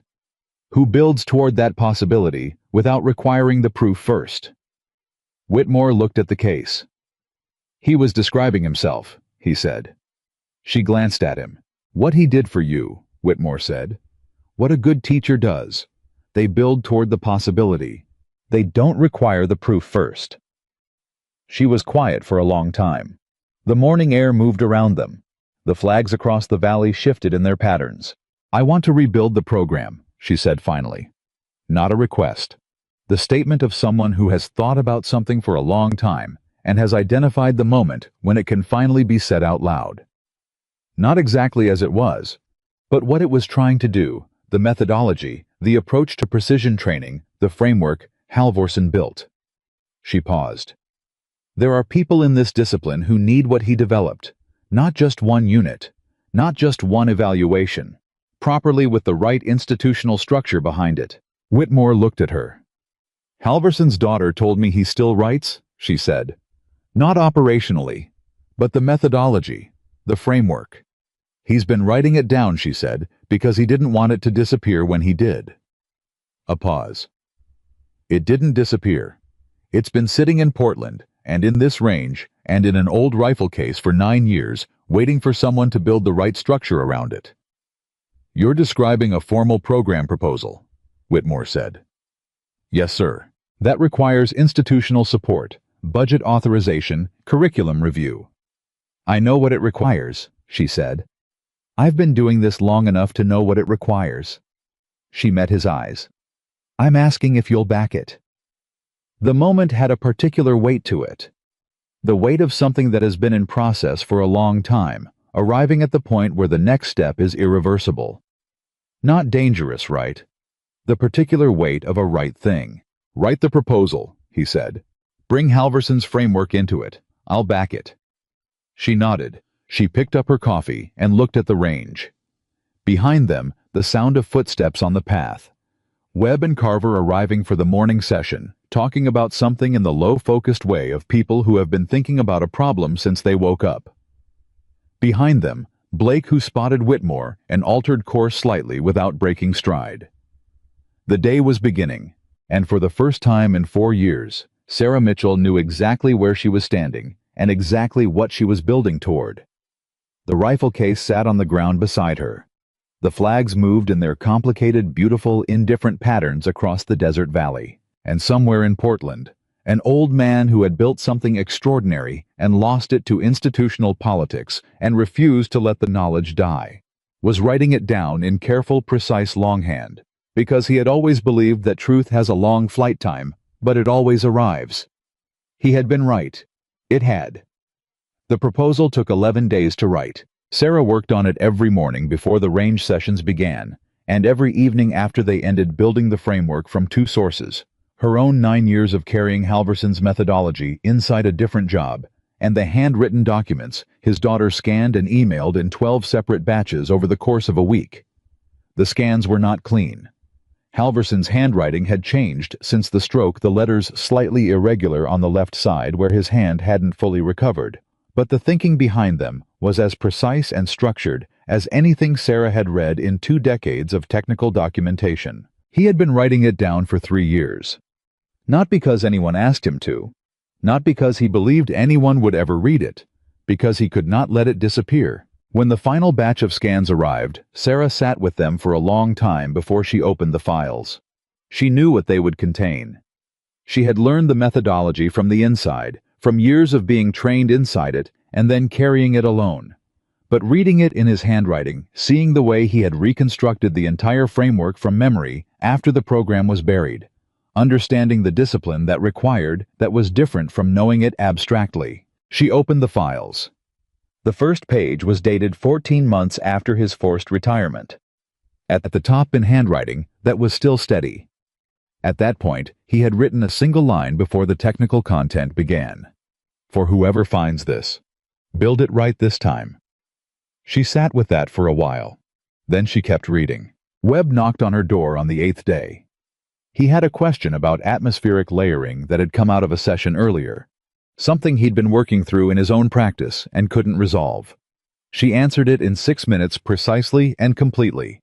And when she finished, he stood there for a moment with the notebook he always brought and the expression of someone who has a second question that is harder to ask than the first. "The program," he said. "The proposal you're writing. Is there a component that involves training people who are already in service, not just new recruits or a specialized unit?" She looked at him. "That's the central component." He shifted his weight slightly. "Because there are people in my element, and in other elements, who have been doing this for years, and who are, I think they've been doing it the way I was doing it, the way 28 of us were doing it last week." He paused. "Before." She understood what before meant. Before the shot, before the 5 minutes, before the room was ready for a different answer. "The proposal includes a retrofit curriculum," she said, "for active duty personnel at various experience levels. The methodology works differently depending on where someone is in their development, but it's applicable at every stage." She paused. "It worked on you."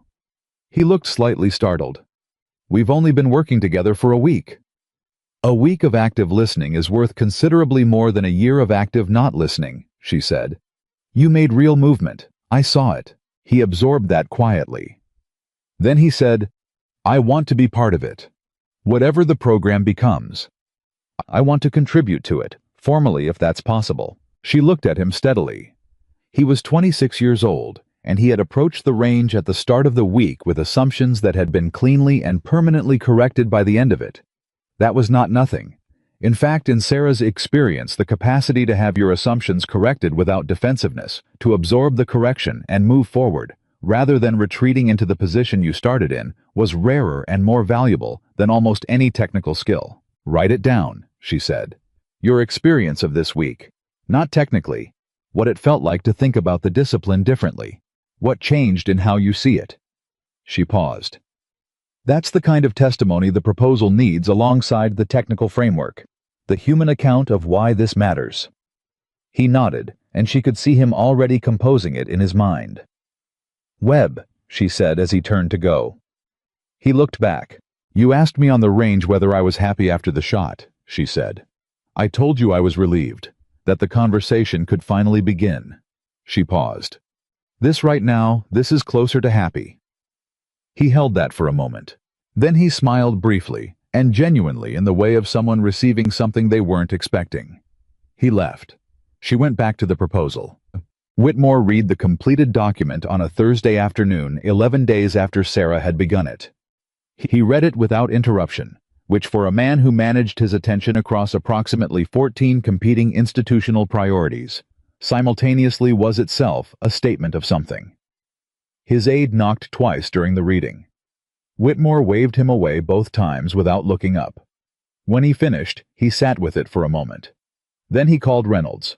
Reynolds arrived in 3 minutes, which suggested he had been nearby and expecting the call. Whitmore set the document on the desk between them and said, "Read the section beginning on page 9. Reynolds read it. His face went through several things during the reading. At one point he stopped and looked up and then looked back down and kept reading without saying anything.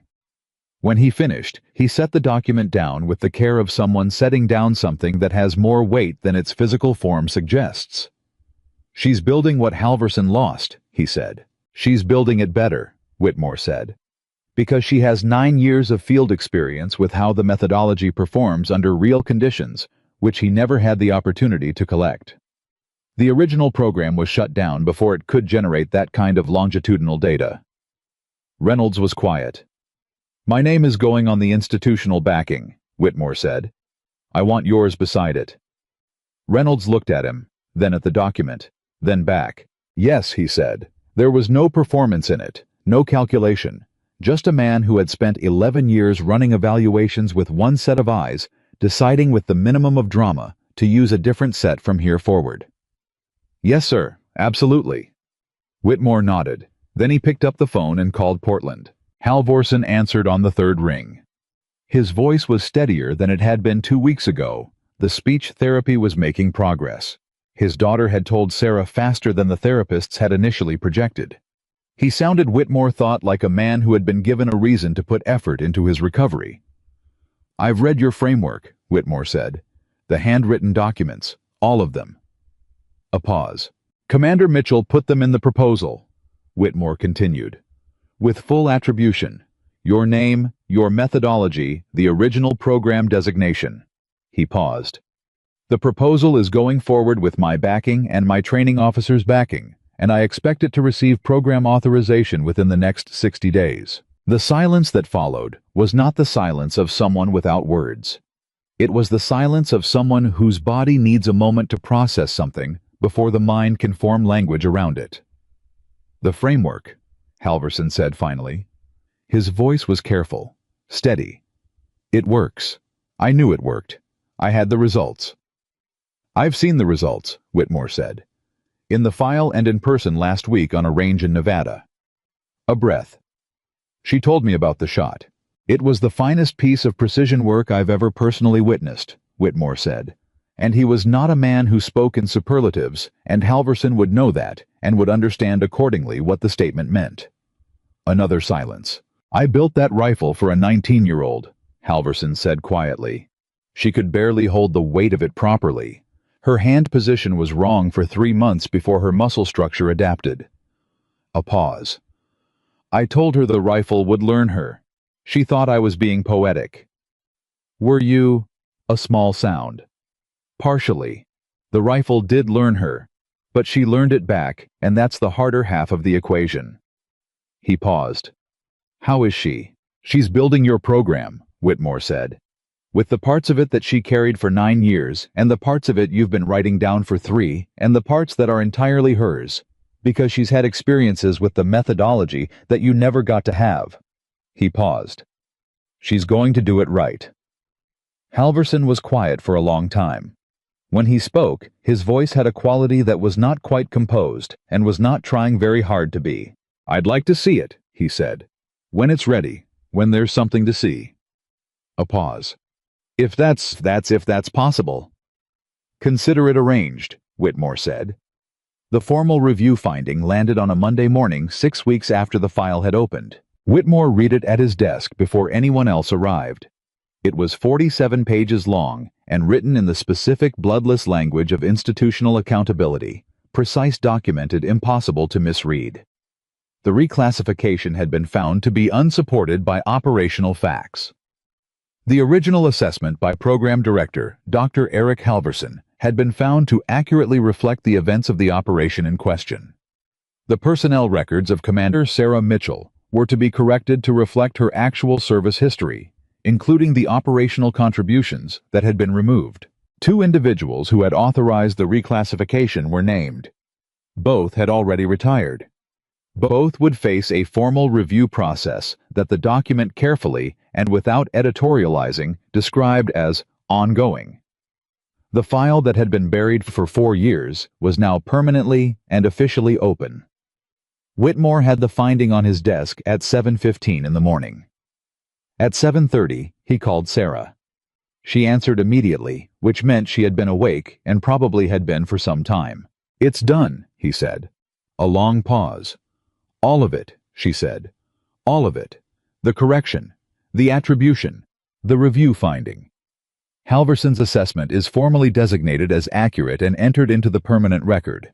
He paused. "Your service history is corrected effective today. Everything you actually did is now in the official record, correctly attributed under your name." The pause that followed was the longest one he had heard from her. "Sir," she said finally, and her voice had something in it that was not entirely controlled, and she didn't try to make it so. "I need a few minutes." "Take all the time you need," he said. He set the phone down. In a room somewhere in the facility, Sarah Mitchell sat with the news that she had been waiting 9 years to receive and let herself feel the weight of what it meant to no longer have to carry it alone. She didn't cry. That wasn't quite right. She had done her crying for this years ago in private moments she had never shown anyone, and what remained now was something past that. Something that was the feeling of a structure coming down that you have been holding up with your body for so long that you have forgotten it is not part of you. The sudden, almost physical sensation of space where the weight used to be. She picked up the rifle case and held it in her lap for a moment, both hands on the latches, not opening it. Just holding the thing that had held her story through all the years no one else was holding it. "We did it," she said quietly. To the room. To the rifle. To the man in Portland who had built it, and who she would call in 10 minutes, and who was going to hear the words she had spent 9 years preparing to say to him. Then she set the case down, squared her shoulders, and went to make the call. Hooper heard the news through official channels an hour after Whitmore notified him directly, and the 2 accounts together. The formal institutional language, and Whitmore's plain human voice, produced in him a response that he had not entirely anticipated. He had thought he would feel vindicated. He had thought on the days when he allowed himself to imagine this moment that there would be something clean and satisfying about it. A resolution. A completion. What he actually felt was more complicated and more human than that. There was relief, enormous and real. And underneath the relief was something that had been living there for 4 years, waiting for the relief to move aside, so it could be properly addressed, a grief for the version of things that should have happened. For the 4 years.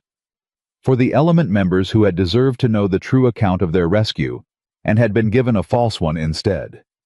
For what Sarah had been asked to carry, and had carried without complaint, while the institution that created the burden went about its business. He called his element sergeant first.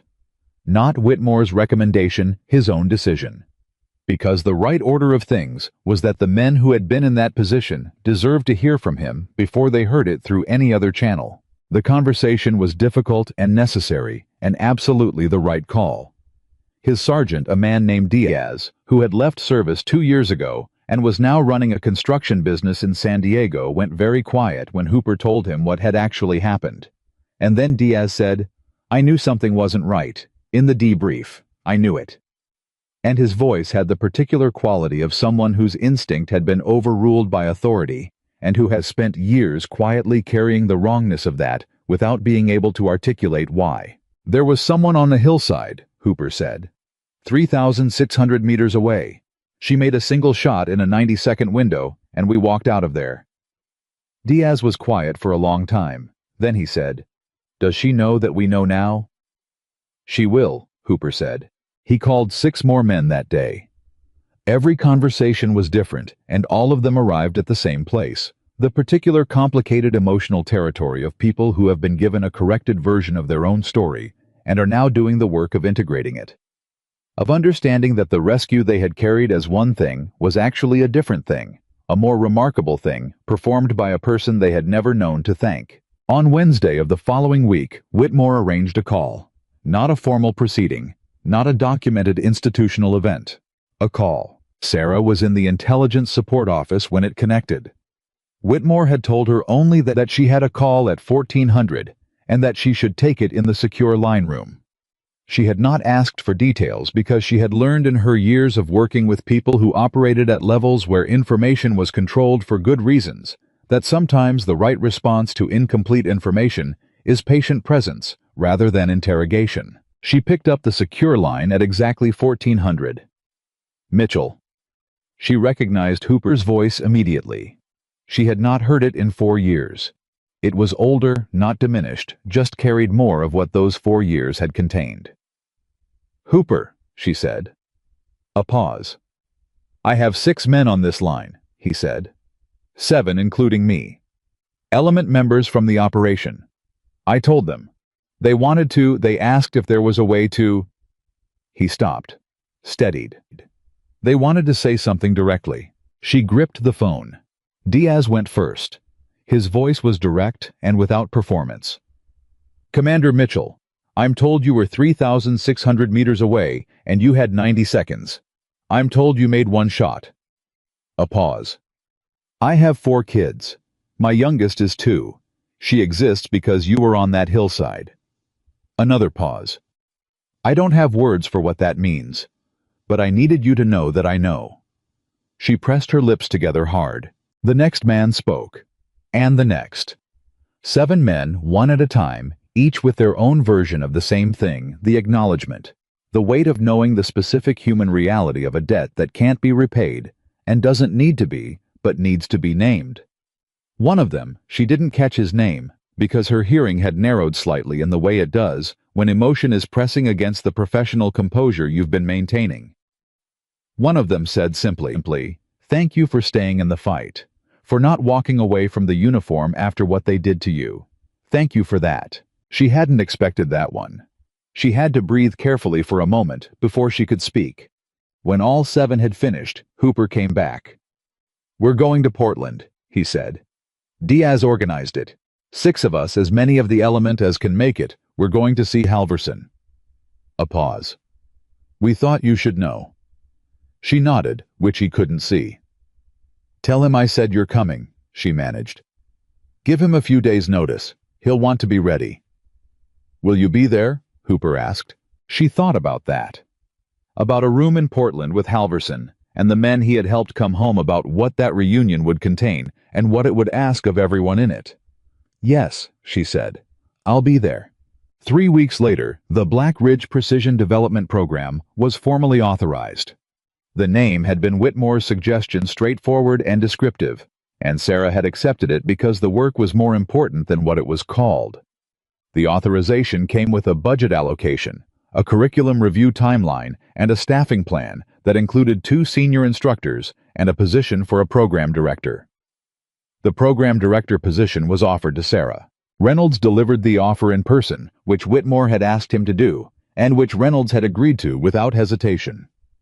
He came to the range where she was running a morning session with Webb and Carver and 3 other shooters who had quietly but definitively become regulars in the days since the evaluation.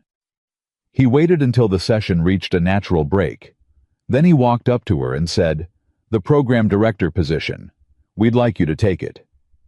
She looked at him. "Not as a courtesy," he said.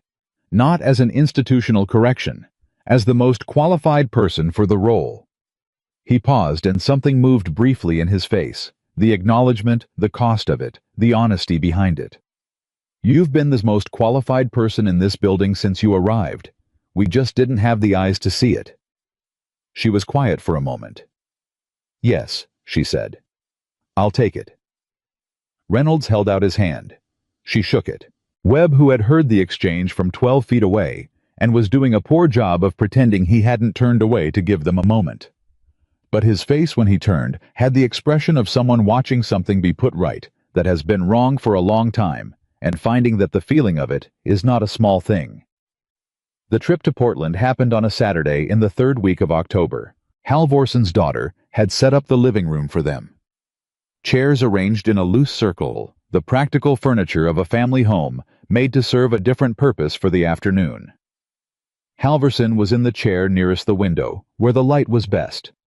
He had lost weight since Sarah had last seen him, and his left side showed the effects of the stroke in ways she had known intellectually, but hadn't been fully prepared for emotionally.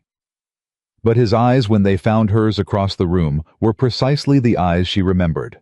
Alert, warm, seeing. 7 men came. Hooper Diaz and 5 others. Some of them still carrying the physical evidence of years in service. Some of them softened into civilian life in ways that didn't diminish the quality of who they were. They filled the room with the particular energy that Sarah had always associated with men who have been in difficult places together and carry the specific loyalty that those places produce. Halvorson looked at them for a long moment before he spoke. "I didn't know if I'd ever have this," he said. His speech was slightly slow, the therapy's work visible in the careful placement of each word. But the words themselves were entirely his. "I knew what we did was real. Mitchell knew. The results were in the file, and the file was locked, and for a long time I thought that was where it would stay." He looked around the room. "I was wrong. And being wrong about that is the best thing that's happened to me in a long time." Hooper said, "We came to say thank you, to both of you, for what you built, for what it did." He paused. "And to say it shouldn't have taken this long." "No," Halvorson agreed. "It shouldn't." The simplicity of that acknowledgement landed without drama and with considerable weight. They talked for 3 hours. About the operation, about the years since, about what the program had been, and what it was becoming. Halvorson asked precise technical questions about the Black Ridge proposal that told Sarah he had read every page of the document she had sent him, annotated it in the margins, and had opinions about several sections that he delivered with the particular confidence of a man who knows exactly what he's talking about. She pushed back on 2 of them. He conceded one and held the other with a counter-argument that she acknowledged after a moment was correct. Diaz watched that exchange with visible surprise. Hooper leaned over to him and said quietly, "What did you expect?" Diaz shook his head slowly. "I don't know. I don't know what I expected." Before the afternoon ended, one of the Element members, a quiet man named Torres, who had said little but listened to everything, spoke up. "Commander Mitchell," he said, "can I ask you something?" She looked at him. "The shot," he said, "the one that got us out. When you were in that position waiting for the window, what were you thinking about?" It was the kind of question that gets asked with genuine curiosity and deserves a genuine answer. She thought about it. "I was thinking about the fact that I had one window," she said, "and that the window would come, not when I wanted it, when it was ready." She paused. "And I was thinking, don't be early, don't be impatient, don't push." She looked at Torres steadily. "I was thinking exactly what someone told me to think, a long time before I was in that position." Everyone in the room knew who she meant. Halvorson looked at his hands. Then he looked at her. And the expression on his face in that moment was not pride in the teacher's sense of the word, not ownership, not credit. It was something purer than that. The expression of someone watching a thing they helped to grow exist fully and completely in the world, independent of them belonging to itself. "You did good," he said simply. She held his gaze. "You gave me something worth doing good with," she said. The room was very quiet. Outside, October was doing what October does in Oregon. The light was going earlier, the temperature dropping toward the cold end of the spectrum, the year beginning its long turn toward winter. None of it was visible from where they sat. But everyone in the room could feel the quality of the afternoon, ending the particular fullness of a day that has contained what it needed to contain and is now moving toward its natural conclusion. Whitmore had not come to Portland. He had understood without being told that this gathering was not for him. His role had been to open the door. What happened on the other side of it belonged to different people. He was in his office on a Saturday afternoon, which was not unusual for him, working through the administrative requirements of the program authorization. But at 1400, he set the paperwork aside. "I thought about what Sarah had said the morning the review finding came in. the sentence she had spoken to the rifle case, which she probably didn't know. His aide had overheard through the door that wasn't quite fully closed. We did it. Not I. We. After all of it. The 9 years. The invisibility. The carried weight. The institutional machinery that had tried to reduce her to a function and failed because people cannot ultimately be reduced to functions. They persist, and they carry, and they wait, and they find the wind window. After all of it, the first thing she had said was, "we." That told him everything about the kind of person she was. Everything about why Halverson had built her a rifle at 19 and told her it would learn her. Everything about why Webb had asked to write his testimony, and Carver had asked the real questions, and Hooper had organized 7 men to make a phone call, and Diaz had looked at Torres across that living room in Portland, with the expression of men who understand finally and completely that the story they were told was not the whole story. The whole story was larger and better, and it had been there the entire time, waiting quietly for the moment when someone would say, "Your turn." The Black Ridge Precision Development Program opened its first formal training cycle 11 weeks after authorization. Sarah Mitchell stood in front of the first cohort, 12 personnel drawn from multiple branches and specializations, assembled on the basis of aptitude assessments rather than assignment categories, and said nothing for 20 seconds. She let the silence work. Then she said, "You were not selected because of what you've done. You were selected because of what you haven't done yet." She looked around the room.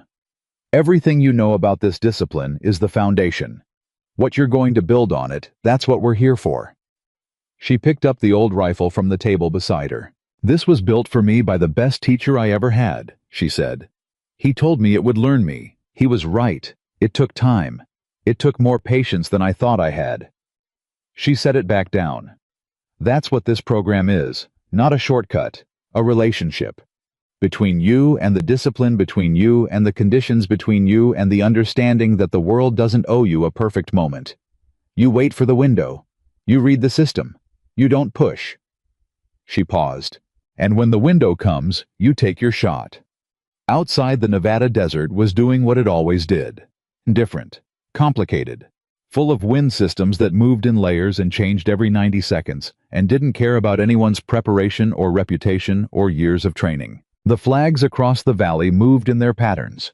The same patterns they had always moved in, the same patterns they would continue to move in, long after everyone who had stood on that range had moved on to whatever came next. But the record was different now. The record said what had actually happened, and the woman who had made it happen was standing in front of a room of 12 people who didn't know yet what they were capable of holding. The knowledge that someone had once held for her, ready to give it forward. Some stories take 9 years to arrive at their proper beginning. This one had finally